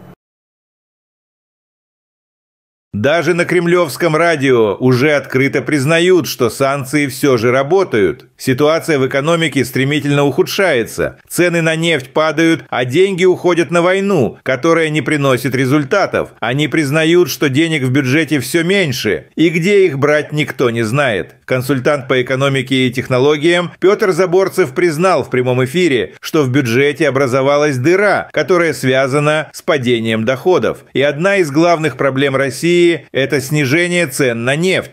Ситуация действительно усложняется. Уже в начале года стало понятно, что федеральный бюджет в тех параметрах, которые он заложен в рамках закона в прошлом году на этот год, не исполняется, то есть в нем начала нарастать дыра, связанная со снижением дохода. Сейчас, когда динамика цен на нефть, от которых очень сильно зависит бюджет, показывает, что она намного ниже, чем та цена, которая заложена в бюджет, стало понятно, что доходов, особенно нефтегазовых, будет меньше. И меньше в текущем корректировке практически на четверть. Меньше этих доходов ожидается в этом году. То есть теперь из-за нехватки денег в бюджете в стране происходит сокращение расходов на все сферы жизни, которые даже не связаны с войной. Но на так называемую СВО правительство России сокращать расходы не планирует. То есть теперь вместо развития промышленности, образования и в целом благосостояния страны бюджет уходит на разрушение Украины и могилизацию собственного населения. В целом, я еще раз говорю, ситуация усложняется. Действительно, конъюнктура внешне не располагает. Можно ли говорить о том, что в перспективе возможно сокращение расходов бюджета? Дело в том, что, Иван, сокращение расходов бюджета уже идет. Оно идет уже несколько лет, оно связано с специальной военной операцией. Дело в том, что динамика расходов, она не сильно меняется, а вот доля, расходов на оборону, национальную оборону в ней резко растет. Это значит, что другие расходы сокращаются и перераспределяются, расходы в пользу оборонных. То есть они прямо признают, что Путину важнее не развивать свою страну, а вести захватническую войну против другого государства, наращивая при этом российские кладбища. А дыру в бюджете закрыть просто нечем. Откровенно говоря, дефицит и нечем, особо крыть, в общем-то. То есть внешние займы закрыты, по большому счету. Внутренний займ – это в основном только сам у себя, потому что основа финансового сектора – это госбанки. Вот. А ликвидная часть фонда национального благосостояния, она потихонечку... То есть сам-то фонд, он нормальный еще, а вот ликвидная его часть в виде денег, она уже практически в 2 раза сократилась, 2,5 или с начала специальной военной операции, и вот сейчас она даже меньше, чем мы использовали в прошлом году. То есть, по словам эксперта, в их фонде национального благосостояния уже практически не осталось денег, и остаток там меньше, чем оттуда взяли в прошлом году, а это значит, что до конца года деньги полностью закончатся. Я думаю, что нам с вами, как обывателям, людям, которые участвуют в экономической жизни, куда, чувствительнее, чем эти бюджетные дрязги, будет в целом сокращение экономической динамики в этом году. Дело в том, что с учетом жесткой денежно-кредитной политики и нормализации, то есть по большому счету снижения расходов не на оборонные отрасли, мы можем увидеть в этом году торможение. Вот степень его резкости, торможения экономики, то есть снижения экономической активности, она будет от сектора к сектору разной, но она будет. То есть понятно, что стройка просто уже резко тормозит, это все ясно. То есть получается, что из-за путинской войны государство больше не может тратить деньги на что-то полезное для населения, и в скором времени каждый житель России прочувствует это на себе. Расчеты минометов «Тюльпан» уничтожили очередной населенный пункт, ВСУ. Российские вооруженные силы. Никаких ударов по городам. Ни по каким гражданским объектам. Ударов не наносят. Но вот на наших глазах российская авиация ударила по жилой пятиэтажке. Сейчас горят верхние этажи здания. Россия вновь пытается оправдать массовый террор против гражданского населения Украины. Вражеские телеграм-каналы в очередной раз обвиняют украинскую ПВО в разрушениях жилых домов и гражданской инфраструктуры, которые на самом деле вызваны массированной ракетной и дроновой атакой со стороны России. В ночь на 17 июня российские войска запустили по территории Украины 440 беспилотников и 32 ракеты. Это один из наиболее масштабных ударов по Киеву и другим городам за все время полномасштабного вторжения. В частности, вражеская ракета разрушила целый подъезд жилого дома в столице. Ракета прошла через все этажи и аж до подвала. Подъезд дома просто сложился. Всего повреждены дома в 8 районах Киева. Российские военные преступники по приказу Путина били по Киеву кассетными боеприпасами, чтобы покалечить максимальное количество мирных людей. Уже более 100 человек с ранениями в больницах. Более 15 человек погибли. Оккупанты вновь пытаются переложить ответственность за собственные военные преступления на Украину, используя для этого информационные манипуляции и фейки. Каждый раз после попаданий в жилые дома Кремль запускает лживые нарративы, чтобы скрыть свою причастность к террору мирного населения. Это очередное доказательство того, что так называемая Россия воюет не только на поле боя, но и в информационном пространстве, пытаясь оправдать свои преступления ложью. Если стоит 5-этажный дом, то мы прицелились в подъезд.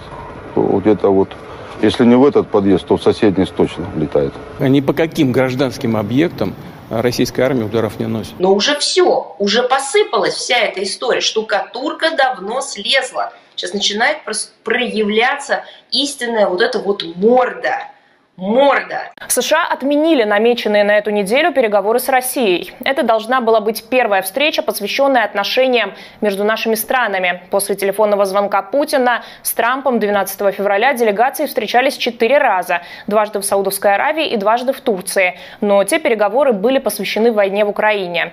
На этой неделе дипломаты должны были встретиться в Москве. Возможно, причиной отмены стало то, что Путин отверг предложение Трампа о немедленном перемирии. Другая новость. Военные модернизируют ядерные базы у границ со странами Северной Европы. Речь идет как минимум о 5 базах вблизи Швеции. На спутниковых снимках также видны изменения на еще одной старой советской базе в районе города Осиповичи в Беларуси. На базах под Калининградом, на Новой Земле и на Кольском полуострове. Эти снимки публикует шведский канал СВТ. Латвия запретила въезд пропагандистке Екатерине Андреевой и актеру Павлу Прилучному, поддержавшему войну. Об этом рассказала министр иностранных дел Латвии Байба Браже. Как выяснили наши коллеги, расследователи ФБК, у Андреевой есть паспорта Черногории и Гондураса. Благодаря им она не просто путешествует по Европе, но и фактически живет там. А в Россию приезжает только чтобы рассказывать про загнивающий Запад и страшную русофобию. Довольно часто Андреева рассказывает конкретно про Латвию. Якобы там реабилитировали нацизм. Что, впрочем, не мешало ей регулярно ездить в эту страну. У нее там живут дочь с мужем и внучка. В Брянской области при авиаударе украинской армии погибли 2 срочников. Это произошло 13 июня около села Новая Погощ в 2 километрах от границы с Украиной. Всего погибших 3, 2 из них служили по призыву, еще 1 по контракту. 7 человек получили ранения, среди них 6 срочников. По подсчетам медиазоны, за годы войны погибло 2400 военных в возрасте 18-20 лет. Большинство из них либо призывники, которых вынудили подписать контракт. Вот почему так важно не ходить в военкомат. Даже срочная служба сегодня – это прямая дорога на войну. В Ханты-Мансийском автономном округе в поселке Березово поставят вот такой памятник герою СВО за 5 миллионов рублей. Фигура около 2 метров из стеклопластика смотрит вперед с серьезным выражением лица. Это описание из технического задания. Поселок удаленный находится в 300 километрах от Салихарда. Там живут примерно 6500 человек. При этом туда не ведет ни одна дорога. Добраться можно с помощью авиации, водного транспорта или по зимнику. Местные жители уже 13 лет просят проложить дорогу, но денег на это, как обычно, нет. Но есть на такие статуи. В Белгородской области на Авито появились объявления о продаже систем радиоэлектронной борьбы с дронами. Причем это системы, которые раздали муниципалитетам для защиты жителей. Об этом рассказал губернатор Гладков. Желание заработать тогда, когда крайне тяжело всем, и думают, что некоторые отдельные люди думают, что контроль ослабевает в период напряжения ситуации. Я хотел бы до конца здесь разобраться. Номер серийный у нас есть. То, что выставлено было на Авито, мы это видим. Вот, мне нужно визуальное подтверждение всех единиц, где они находятся. Белгородские власти потратили около 1 миллиарда рублей на систему защиты от беспилотников. И теперь стало понятно, почему они не справляются со своей задачей. Их просто воруют и продают. В Сочи бушует шторм с ливнями и градом. Непогода началась еще вчера. Затопило несколько районов города, реки вышли из берегов, а в горах выпал снег. Упавшие деревья повредили электрические сети, так что многие дома остались без света. Вода залила подвалы и парковки. Все городские пляжи закрыты для посещения. Городские службы перешли на усиленный круглосуточный режим работы. По прогнозам синоптиков, такая погода продлится до завтрашнего дня. Посмотрите видео от местных жителей. Река Ира вышла из берегов. Ира, смотри, тихо, бревно. Бревно, да, сейчас объедем. Тихо, тихо. Ирка сбушевалась, блин. Новость из Москвы. Суперджет авиакомпании «Азимут» при взлете потерял капот правого двигателя. Самолет летел из Внуково в Батуми, и при взлете у него оторвало несколько деталей. Двигатель оказался частично оголен. Экипажу об этом сообщил авиадиспетчер, и пилот принял решение вернуться в аэропорт. Самолет около часа кружил в зоне ожидания, чтобы выработать топливо, а потом благополучно приземлился. К счастью, никто не пострадал. Фрагменты капота нашли на взлетной полосе.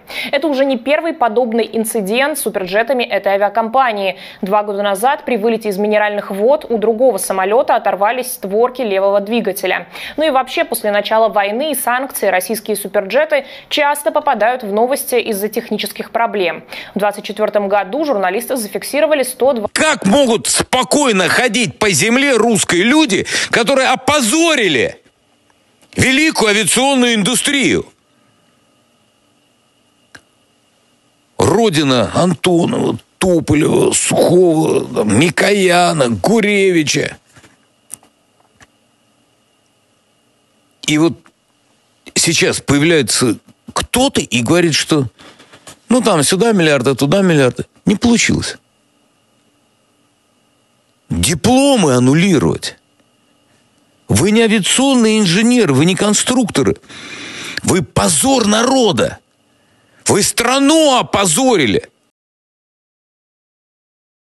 Военкор Александр Коц всерьез напуган. Он сообщает, что в России не осталось безопасных мест. Украина может ударить в любой момент и куда угодно. Нет теперь безопасных мест. Я не знаю, что будет следующее. Удивительно, что критическое мышление проснулось лишь у Ходоренка и Коца, которые смогли сделать вывод, что российская военная инфраструктура – это законные цели. Что произошло у нас по всей стране с самолетами? Я вот честно скажу, я не склонен это квалифицировать как террористические акты. Мы все-таки воюем, у нас идет тяжелый затяжной конфликт. Он также додумался до того, что Украина способна проводить успешные операции, в то время как остальные зетники закрывают глаза на очевидные вещи и пытаются приписать наши достижения другим странам. Им очень не хочется признавать, что Россия напоролась на серьезного противника, который может дать им отпор. Я вот тоже не сторонник все валить на западные спецслужбы. У нас многие очень уважаемые авторитетные эксперты сегодня говорят, это не украинцы сделали, это там Ми-6, это Моссад, это ЦРУ. Слушайте, ну давайте не будем тоже из нашего противника, тяжелого противника, с которым мы воюем на земле, делать какую-то глупую обезьяну, которая сама без кураторов Ми-6 или Моссада ни на что не способна. Это не так. Украинцы очень изобретательны, очень хитры. Коц продолжает блистать умом. Понемногу до россиян начинает доходить, что они до сих пор не готовы защищать свою инфраструктуру от ударов. Вопросов очень много. Во-первых, мы оказались совсем не готовы к тому, что тыла нет. При вот этих технологиях вопрос применения FPV-дронов в глубоком тылу был вопросом времени. Вот, пожалуйста, это время настало. Военкор сообщил, что россияне начали замечать обещания укрыть российские аэродромы, которые не были выполнены. У нас сейчас достают ролики 21-го, по-моему, года, где у нас бывший руководитель Министерства обороны говорит, что началось строительство железобетонных укрытий на аэродромах. Где эти железобетонные укрытия? Полковник объяснил своим зрителям, что Россия не может ликвидировать ракеты, которые поставляются в Украину. Ой, я легко вам скажу, что надо делать. Эти заводы надо уничтожать. Хоп, и все. Кнопку нажал, баронец, ракета полетела, заводика нет, да? А почему же не уничтожаются? Ведь уже другие ракеты подвозили целыми эшелонами, караванами везли на Украину. И вы нас запытывали, баронец, не лезь по корягу, не виляй хвостом, говори, почему не уничтожаем. Я отвечал честно и прямо. Или не можем, или нет команды. Второе, мне кажется, смешным. Такого не бывает. Далее зетник объяснил, что российская разведка и близко не сравнится с украинской. Странно, что в России еще никто не догадался, что российские спецслужбы должны быть заняты раскрытием секретных операций, а не преследованием россиян за плохие высказывания в сторону Путина. Я чрезвычайно уважаю разведку. Я когда-нибудь поговорю, мы можем ее хвалить. Это доблестнейшие люди. Это в какой-то мере для меня разведка такая святая структура. Но ведь прокол уже вагон и маленькая тележка, да? Начинаешь с того, что как были просчитаны возможные результаты начала специальной военной операции, а потом дальше. А потом мы вдруг стали думать, чесать репу, что у нас нету разведывательных структур на территории Украины. Да.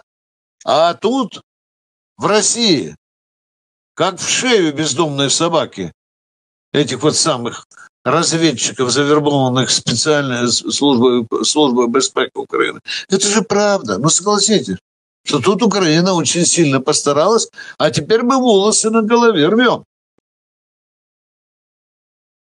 Говорят, пушки вместо масла – это плохо, а если ракеты вместо масла? Или история о том, как кончилось там масло дофига? Путин перестраивается на позиции Золотой Орды или хана Кучума. Ну, что тут скажешь? Если Господь хочет наказать державу, он ее лишает разума. В стратегическом плане Владимир Владимирович Путин очень успешно загнал Россию головой в солдатский сапог или валенок. Ну и мы там сейчас лежим и, соответственно, наслаждаемся запахом. Судя по всему, так называемое СВО постепенно превращается в России в СЭО – специальную экономическую операцию. За январь-апрель в России впервые по сравнению с 2021 годом существенно упало производство продовольствия. В годовом измерении показатели по так называемой большой продовольственной тройке: сахара меньше на 32,3%, масла меньше на 15,5%, муки меньше на 7,8%. Причем падают не только общие годовые показатели, но и характеризующие производство в определенный период времени. Например, в апреле на РФ было произведено на 35 тысяч тонн сахара меньше, чем в тот же период годом ранее, меньше на 108 тысяч тонн масла и на 72 тысячи тонн меньше пшеничной и пшенично-ржаной муки, соответственно. Замечаете ли вы в последнее время снижение уровня жизни? Да, значительное снижение. Товары дороже, особенно продукты. А пенсия, извините, не очень растет. Все дорожает. Повышения нет, стоим на месте. Да все подорожало, особенно ЖКХ подорожало и продукт питания. Снижение, да, все 100% уровня жизни. То есть в худшую сторону. Цены растут, тарифы на ЖКХ тоже растут, поэтому, конечно, чувствуется. Но пенсионерам пенсия не очень-то добавляется. Формально РФ якобы считается одним из ведущих производителей и экспортеров продовольствия в мире. И с этой точки зрения, казалось бы, никаких проблем и сложностей с продовольствием у нее не должно быть. Но, как оказалось, ее сельское хозяйство во многом зависит от внешних поставок, начиная с семян, заканчивая технологиями выращивания и обработки сельскохозяйственной продукции. Соответственно, в условиях санкций ее сельское хозяйство стало проседать, кто бы мог подумать. К этому добавились неурожаи определенных культур, это еще понятно, а также своеобразная, другими словами, жесткая кредитно-денежная политика тамошнего Центробанка в условиях перманентно растущих расходов на войну. Кредиты для сельхозпроизводителей, попросту говоря, стали недоступными, начали существенно усыхать или вообще прекращаться разнообразные программы поддержки села. Например, на сегодняшний день производство масла на РФ перестало быть прибыльным и сейчас шатается у так называемой точки рентабельности, уверенно пытаясь наклониться именно в сторону минуса. Нам рассказывали долгие годы, как Путин, Медведев, там,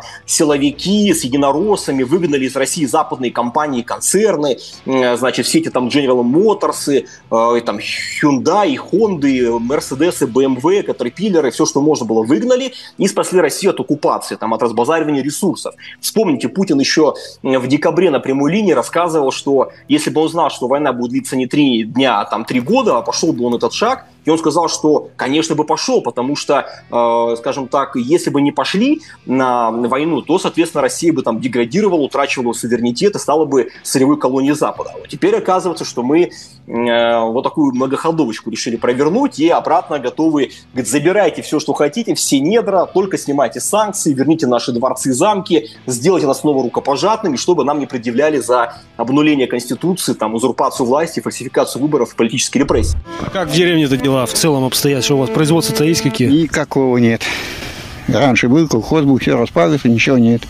Российское сельское хозяйство на подъеме.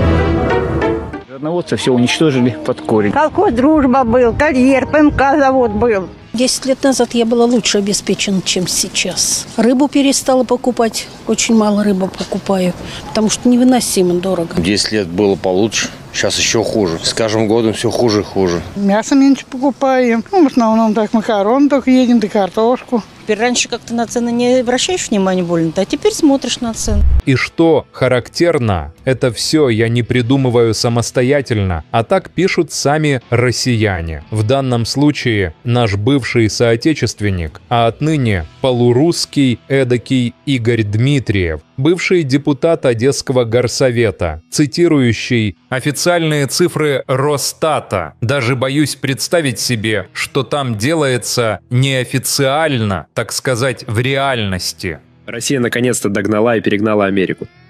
Цены на многие продукты в Москве оказались существенно выше, чем в Нью-Йорке. Просто сравните эти цифры.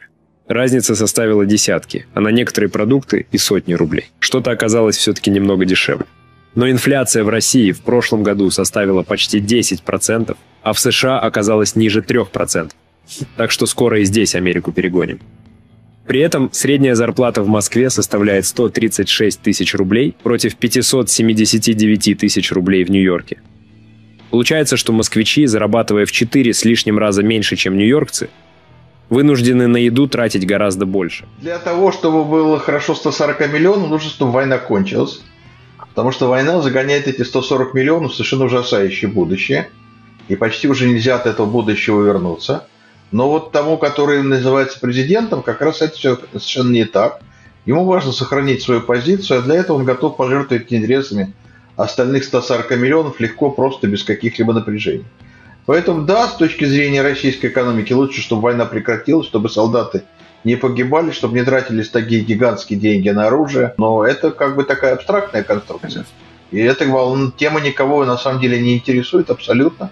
Всех интересует в России только как удержаться в вертикали власти, как делать, чтобы президент тебя любил. Поэтому все подыгрывают президенту, а президенту нужна война, это гарантия его власти. Поэтому все, что происходит, означает разрушение экономики России, уничтожение ее будущего.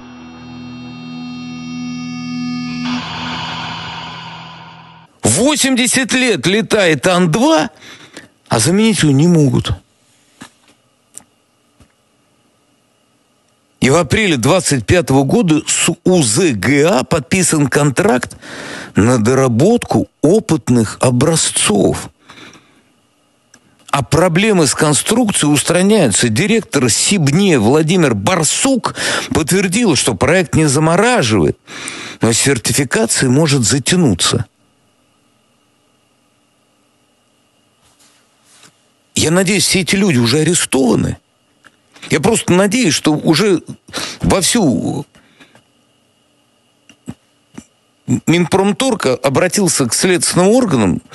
Я знаю господина Алиханова, очень профессиональный, очень жесткий, очень грамотный управленец.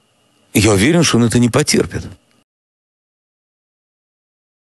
Полковник Михаил Тимошенко открыто заявил: у России нет денег даже на восстановление городов, которые она сама же сравняла с землей. В качестве примера он привел Мариуполь, якобы восстановленный, но на деле лишь картинка для телевидения. Разбирая иллюзии Z-патриотов, Тимошенко делает вывод: все, к чему прикасается Россия, в итоге обращается в руины, будь то чужая территория или собственная страна. Экономисты подтверждают: Россия теряет колоссальные доходы от нефти и газа, а людям придется готовиться к тяжелым временам. Военблогер Максим Калашников заявляет прямо: все разговоры о том, что все идет по плану, ложь. Даже сторонники войны признают, Россия катится к краху. Об этом же говорит и Баглаев. В стране снижают зарплаты, а народ, как будто в спячке, продолжает твердить, что их все устраивает. Вот Мариуполь как. Вот Мариуполь, так посмотришь, прям картинка. А люди уже живут так же, как, допустим, в Казани. Нет еще пока. А почему мы не стали восстанавливать Азовсталь? Вопрос в воздухе. Значит, денег не хватило. И сил специализированных, которые восстанавливают подобное производство. А какой заводище-то был? Ну, а теперь посмотрим дальше. А если мы, допустим, вот действительно просунемся куда-нибудь вглубь, возьмем Харьков, Днепропетровск, Николаев, про Одессу не говорю, пока. Там восстанавливать ничего не надо. Какие деньжищи? Пупок не развяжется? Кто-нибудь задумывался об этом? Не-а. А это вопрос. Сейчас, когда динамика цен на нефть, от которой мы очень сильно зависит бюджет, показывает, что она намного ниже, чем та цена, которая заложена в бюджет, стало понятно, что доходов, особенно нефтегазовых, будет меньше. И меньше вот в текущем корректировке практически на четверть. Меньше этих доходов ожидается в этом году. Несмотря на все эти бодрые заявления о том, что все нормально, все идет вперед, побеждаем, нет, ребята, к сожалению, обстановка очень плохая. Я давно уже забыл, пропуская мимо ушей слова о невиданном экономическом росте, все даже официально он прекратился, а о том, что у нас там по паритету какому-то покупательной способности четвертая экономика мира, нельзя не видеть того, что сейчас происходит в тылу, именно в экономике. Наступает лавинообразный процесс по кризису платежей, то производство у нас начинает падать, ВВП падать, и в первую очередь падает производство с высокой добавленной стоимостью. Как правило, начинается с того, что у тебя не хватает сбыта продукции, и у тебя начинаются проблемы с ликвидностью и с финансовыми потоками. В этой ситуации первое, на чем приходится экономить, других вариантов нету, это снижение уровня заработной платы трудящихся. Ты их 3 года собирал, готовил, учил, их не хватало токарей, сварщиков, слесарей. И вот, а теперь ты говоришь, 4-дневка, неоплачиваемый отпуск и все остальное.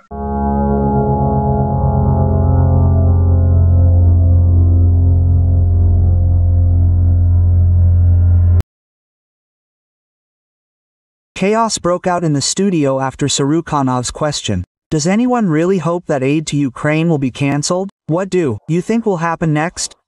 Are there really any optimists in this studio who think that America will not extend this military aid package or provide a new one? In general, will abandon Ukraine and not help it? Does anyone really think so? Are there any such ideas? Yes, please.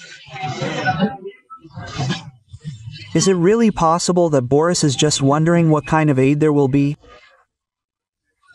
You are absolutely right. Sarukhanov tried to convince everyone that aid to Ukraine will not stop. After all, the US still provides intelligence data, and no one will even think of cutting this aid. Nevertheless, I remind you, the HIMARS fly reconnaissance. The data is still being loaded into these HIMARS, into these installations, by those very same NATO guys who are either on vacation or with some special assignment in the territory of the SVO, or they were fired yesterday with some retroactive effect, and so on. But nevertheless, all the intelligence that Ukraine receives today, it receives from those very same Western partners. They have not radically reduced anything there. That is, and still this is a factor in their opposition to Russia. Therefore, there is no need, again, to put on rose-colored glasses here. Earlier, propagandists were shouting that Ukraine alone would not be enough for them, that they need to seize all of Europe, and now they are beginning to understand that in more than 3 years they have not achieved their main goal. Now they are frightened by the fact that they have a chance to meet NATO face to face one day. But, Roman, there is a truly frightening moment in this whole story. Trump is a boxer, he is somewhere over the Atlantic and the move is poor. We will always come to an agreement with him. Moreover, there is this positive track today internally. Yes, we communicate with them. This is not the stubborn Biden administration, but there is another monkey with a grenade, which is arming, arming and arming. These are the Europeans. They are really going to fight with us at least by 2030, because you can see how they are rearming, what budgets they are laying down, how their economy is gradually getting on a war footing.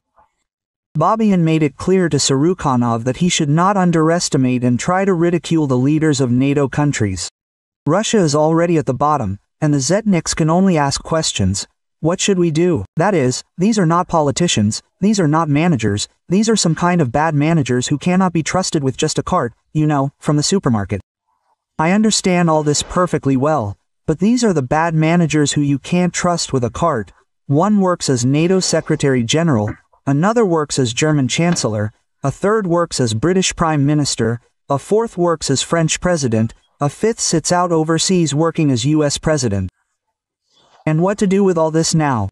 Surukhanov is worried that Russia will soon cross the line, and Europe will stop warning them about anything.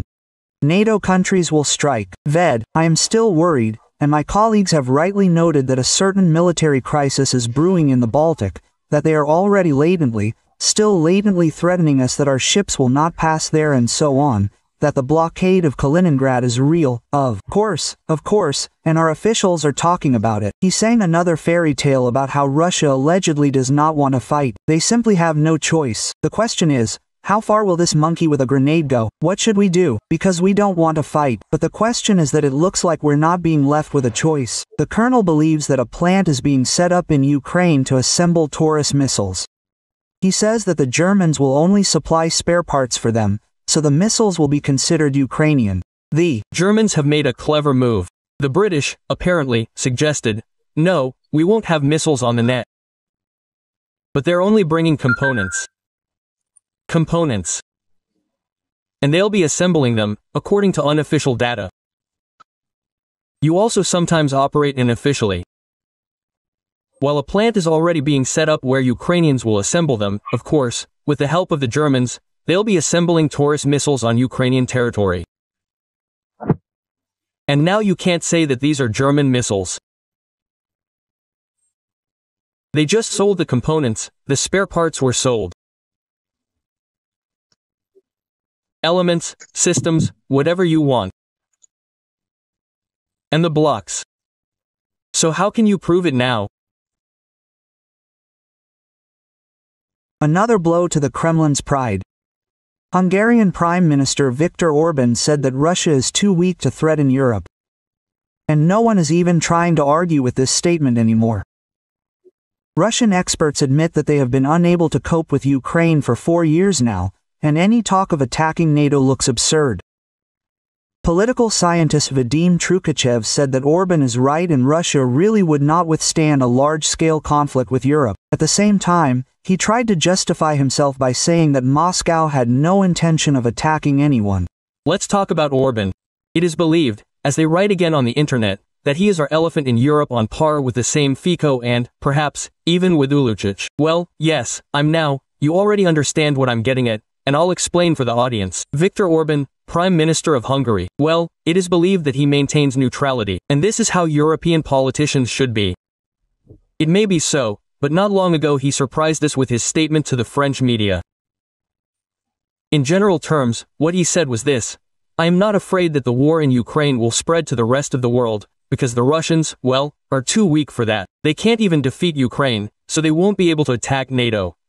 Quote, in Ukraine, first there needs to be a ceasefire, then peace. Neither the Europeans nor the Ukrainians will be able to come to an agreement with the Russians. Russia needs to make an agreement with the United States. A direct conflict with Russia is not at all what Hungary or the European Union needs. What he said is not the most pleasant words for us, that Russia is too weak, but he is right.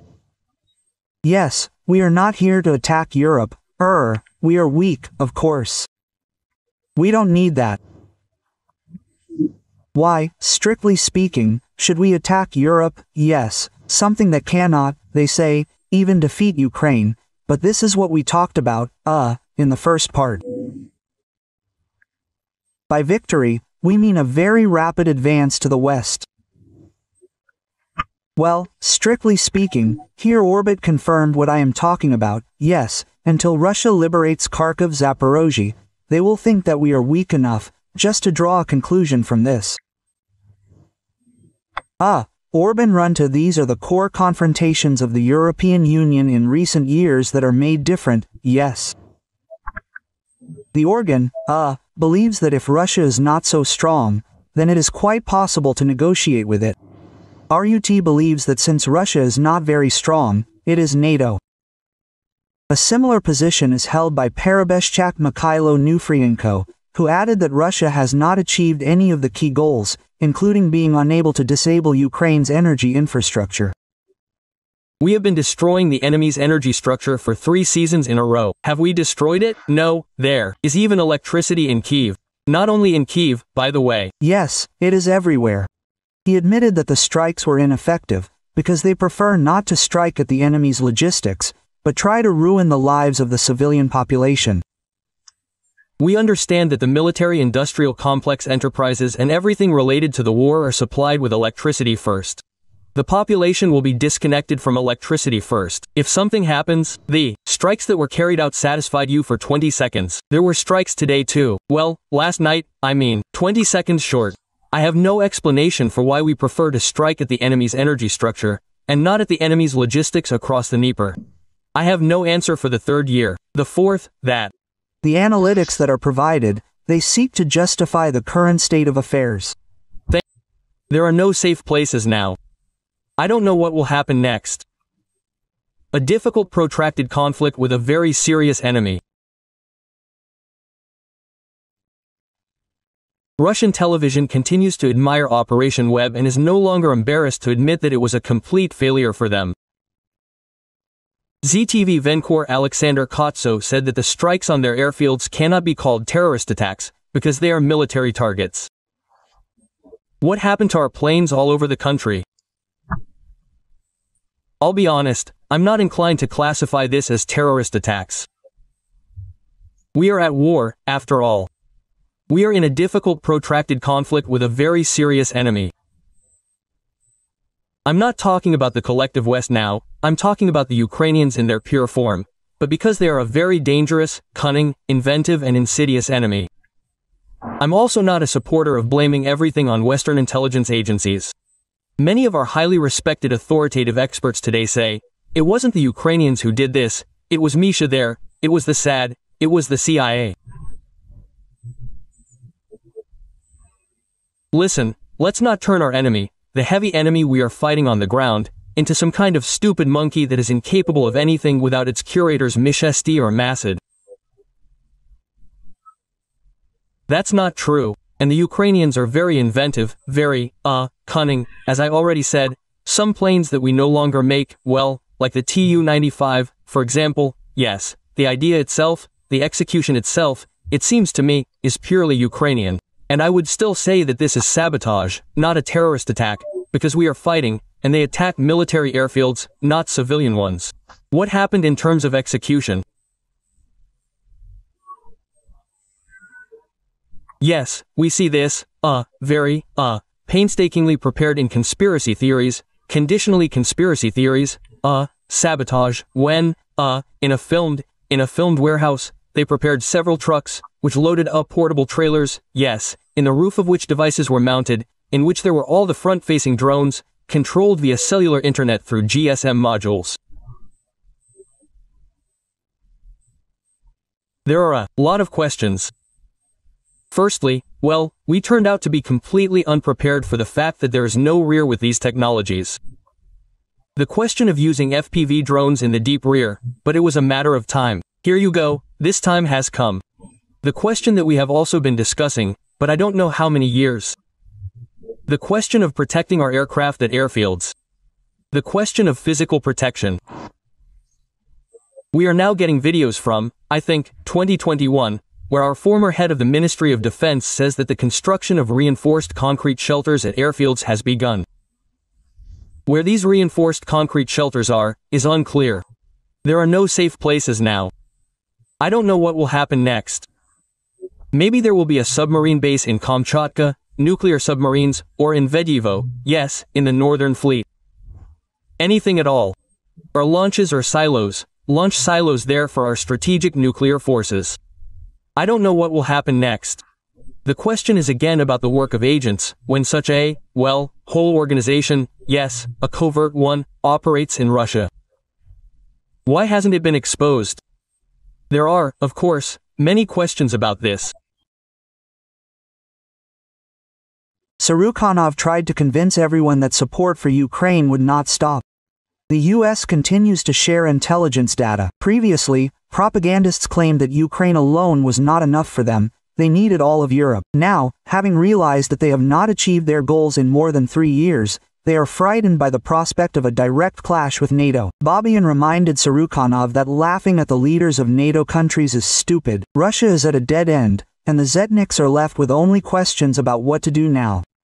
Surukhanov is worried that Russia may cross the line, after which Europe will stop warning and launch a surprise attack. He repeated again, allegedly, Russia does not want war, it simply has no other choice. The colonel said that Taurus missiles are being prepared in Ukraine. Allegedly, the Germans will only transfer components, which means that the missiles will be considered Ukrainian.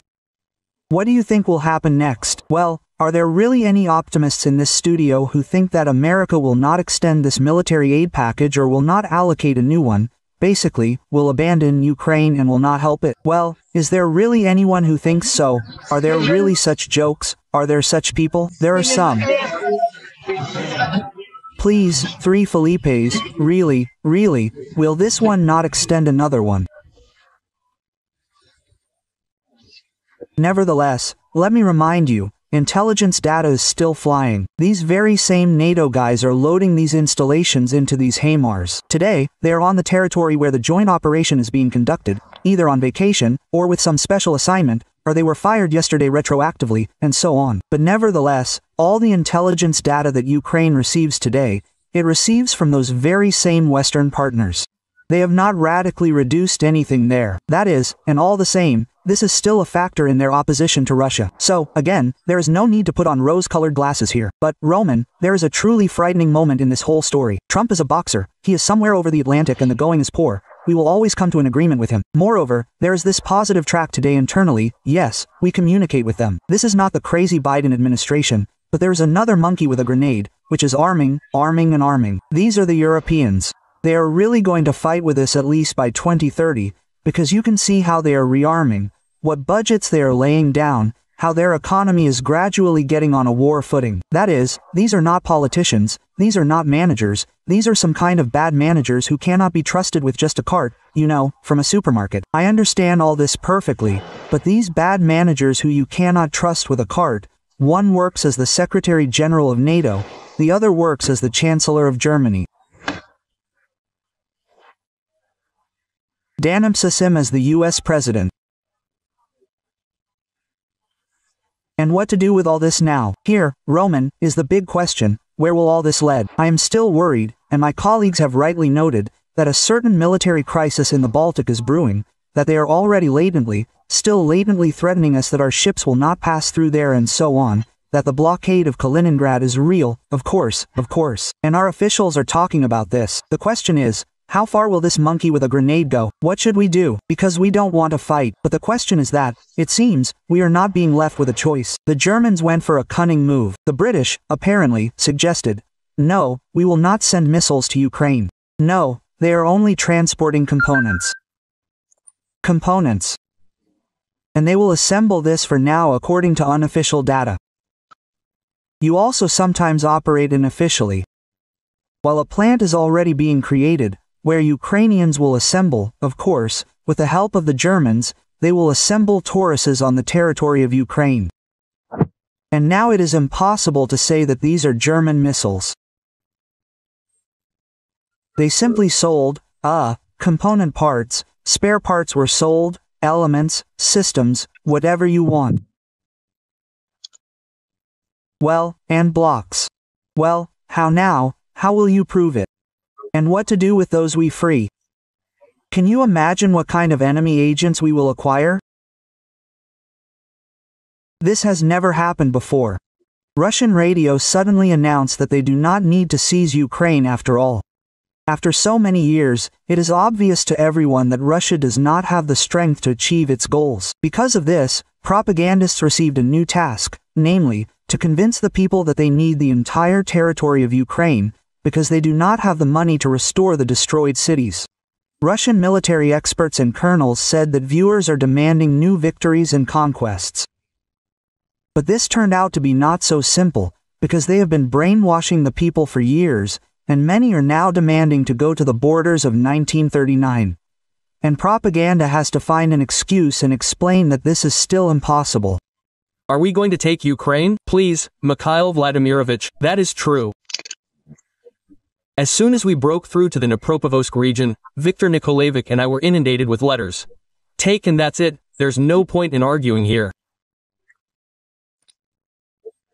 And we'll just talk, the difference is where to go. Basically, you could say, to the borders of 1939. That's it. Let's try to lay out the cards on the table, so to speak. First, the attitude of society.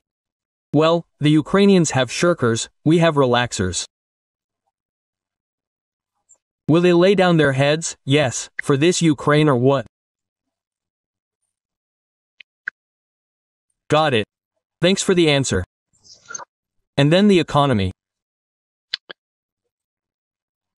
Let's see what state the economy is in now. That is, state propaganda has just admitted that the Russians themselves no longer want to sacrifice their lives for the sake of territories. And they also said that they don't even have the money to restore the cities that were captured 3 years ago. And what can we say about new conquests? Mariupol. Like Mariupol, when you look at it, it's like a picture. And people already live the same way as, say, in Kazan. Not yet. And why didn't we restore Azovstal? It's up in the air. It means there wasn't enough money and specialized forces that restore such production. And what kind of plant was it? That is, they came to the territory of Ukraine, burned the cities, and now they say that they won't be able to restore all of this. What can I say? A real liberation. Earlier, they assured that Russia would restore everything and it would be even better than before. Come on, you have to look at the ruins. Remember the ruins of Stalingrad, look at the ruins of Minsk. You understand, when it is necessary, there is nothing left. My grandfather told me, he says, have never seen anything like this. Because when it is necessary to liberate the land, we must liberate it, and we will restore and regret it later. But now no one is even trying to save face. And if, for example, we really push through somewhere into the boulder, take Kharkiv, Dnipropetrovsk, Nikolaev, I won't even mention Odessa yet. There is nothing to restore there. What money? The belly button will not come undone. Has anyone thought about this? No, and that is a question. But now they don't need Kharkiv and Dnieper. After all, there is no point in leaving the ruins. Our president said that we need to take all of Ukraine. He hasn't said what yet. About the security strip or line. And what to do with those we liberate. Can you imagine what kind of enemy agents we will immediately acquire? And what will happen? So that is a question. It is simply amazing. In the 4th year of the war, they still haven't figured out what to do with the so-called liberated Ukrainians. And now they are not brothers, but potential enemies for all of Russia. There is a wonderful idea of building a temple of the armed forces of Russia. And I absolutely support this idea, because the temple will be built by the 75th anniversary of the victory. I am sure that this important, grandiose project of building the main temple of the armed forces of Russia will definitely be implemented as a large national people's project. As a retired colonel, I fully support the initiative that arose within the walls of the Ministry of Defense and personally from the Minister of Defense Sergei Kozhagatovich Shoigu on the construction of the main temple of the Ministry of Defense of all military personnel on the territory of the Moscow region in Patriot Park. We are talking about the construction of the main temple of the armed forces of the Russian Federation in Patriot Park. I fully support this. I support it, including as a person who was related to the armed forces, wore the uniform. The temple that is planned to be built now by the whole world is primarily associated with the Great Patriotic War. But in general, this is a temple to our entire army. Building a temple has always been considered a sacred cause in Rus, and it is doubly sacred when it comes to our army, to people who are ready to sacrifice their lives, to shed blood for our fatherland. A wonderful idea to build a temple to the Russian army. A new initiative has appeared.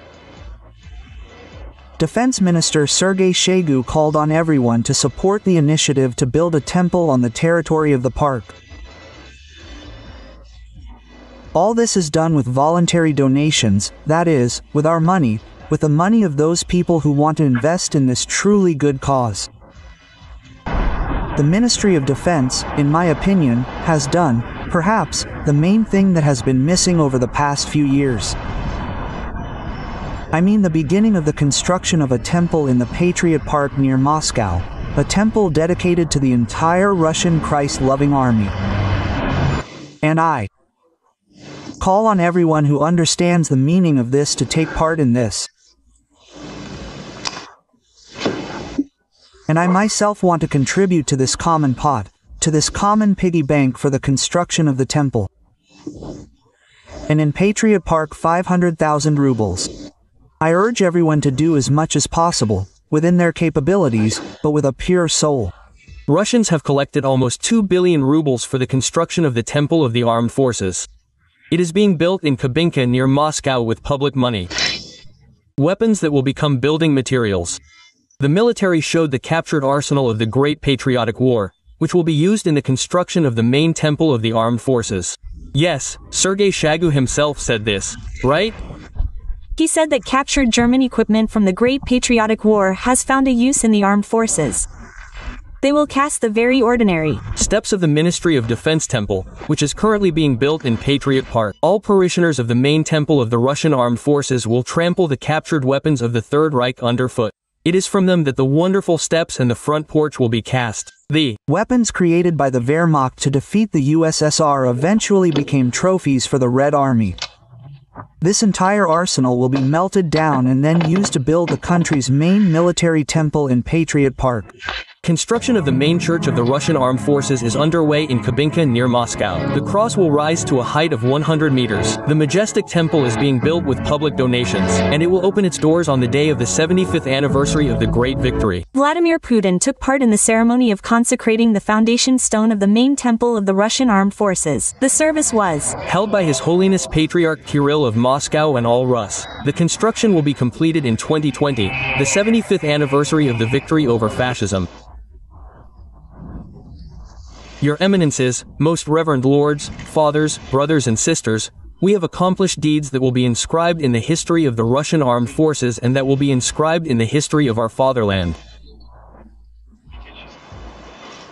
The foundation of a temple in honor of our victory has been laid. The head of state called the laying of the stone an important historical event in the spiritual life of Russia.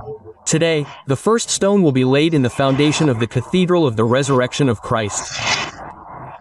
It will become the main temple of the armed forces, another symbol of the inviolability of our national traditions.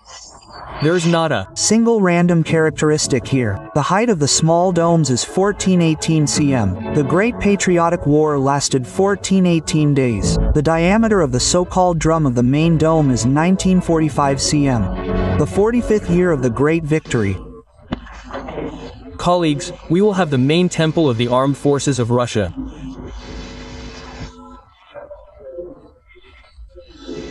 I hope, colleagues, by the 75th anniversary of the victory in the Great Patriotic War, we will complete this construction, and we will have the main temple of the armed forces of Russia.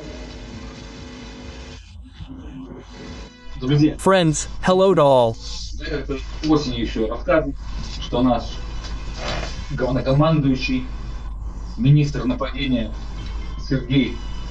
I once told you in the fall that our shitty commander, the Minister of Attack Sergei Kujabadik, Shoigu, began to build a magic temple, a huge one, a temple of the Russian military forces, where he would train combat mages and serve, accumulate mana, and where combat mages of the priests would also be trained, who would be thrown into the enemy's rear to send a curse on the state and steal mana from them.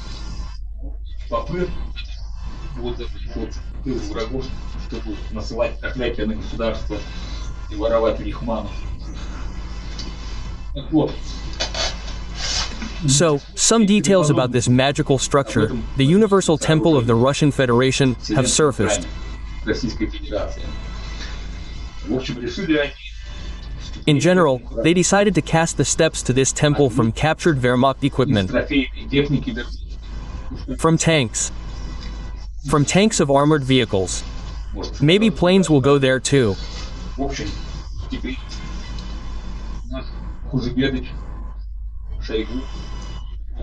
In general, now our Kujabadich Sergei Shoigu has issued an order to all his combat mages to go to museums, to villages, to forests, to collect Wehrmacht equipment, to transport it to the Ural Mountains to a smelter, where this equipment will be melted down, and steps for the Universal Temple of the Russian Armed Forces will be cast from it for combat mages.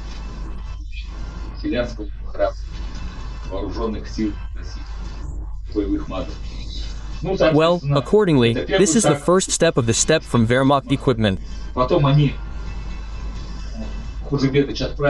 Then they, Khuzhabadich, will send their combat mages to the forest, where the battles of the Great Patriotic War took place, will make them dig up skeletons, skeletons of Wehrmacht soldiers. These bones, skeletons of Wehrmacht soldiers, they want to cover the floor with, well, like parquet. Well, and the walls, naturally, to be inlaid with the skulls of Wehrmacht soldiers. Well, because this gives mana, gives fighting spirit to our Orthodox, there are none there, who are bringing the Russian world to Syria. That's it. Well, and for complete patriotism, I would suggest hanging a plaque with the US national debt in the temple, well, on the main wall above the icons. The American national debt threatens the entire world economy. These are the words of Vladimir Putin at the summit on air. The Russian leader gives a press conference and many questions are devoted to solving global financial problems. Look at the national debt of the United States. It is higher than the country's GDP has already become. This is generally a very alarming thing. This is an alarming signal. And because everyone knows that the US national debt directly adds plus 100 to patriotism and fighting spirit. And you immediately want to give everyone the Russian world, put wooden toilets everywhere and crush all the geese and apples. Well, Polish, there, rotten European ones, yes, in which there is a troublemaker gene, which is. An Orthodox Russian person should not under any circumstances, because you can become infected with the troublemaker theory and Russophobia. Russophobia is our main enemy.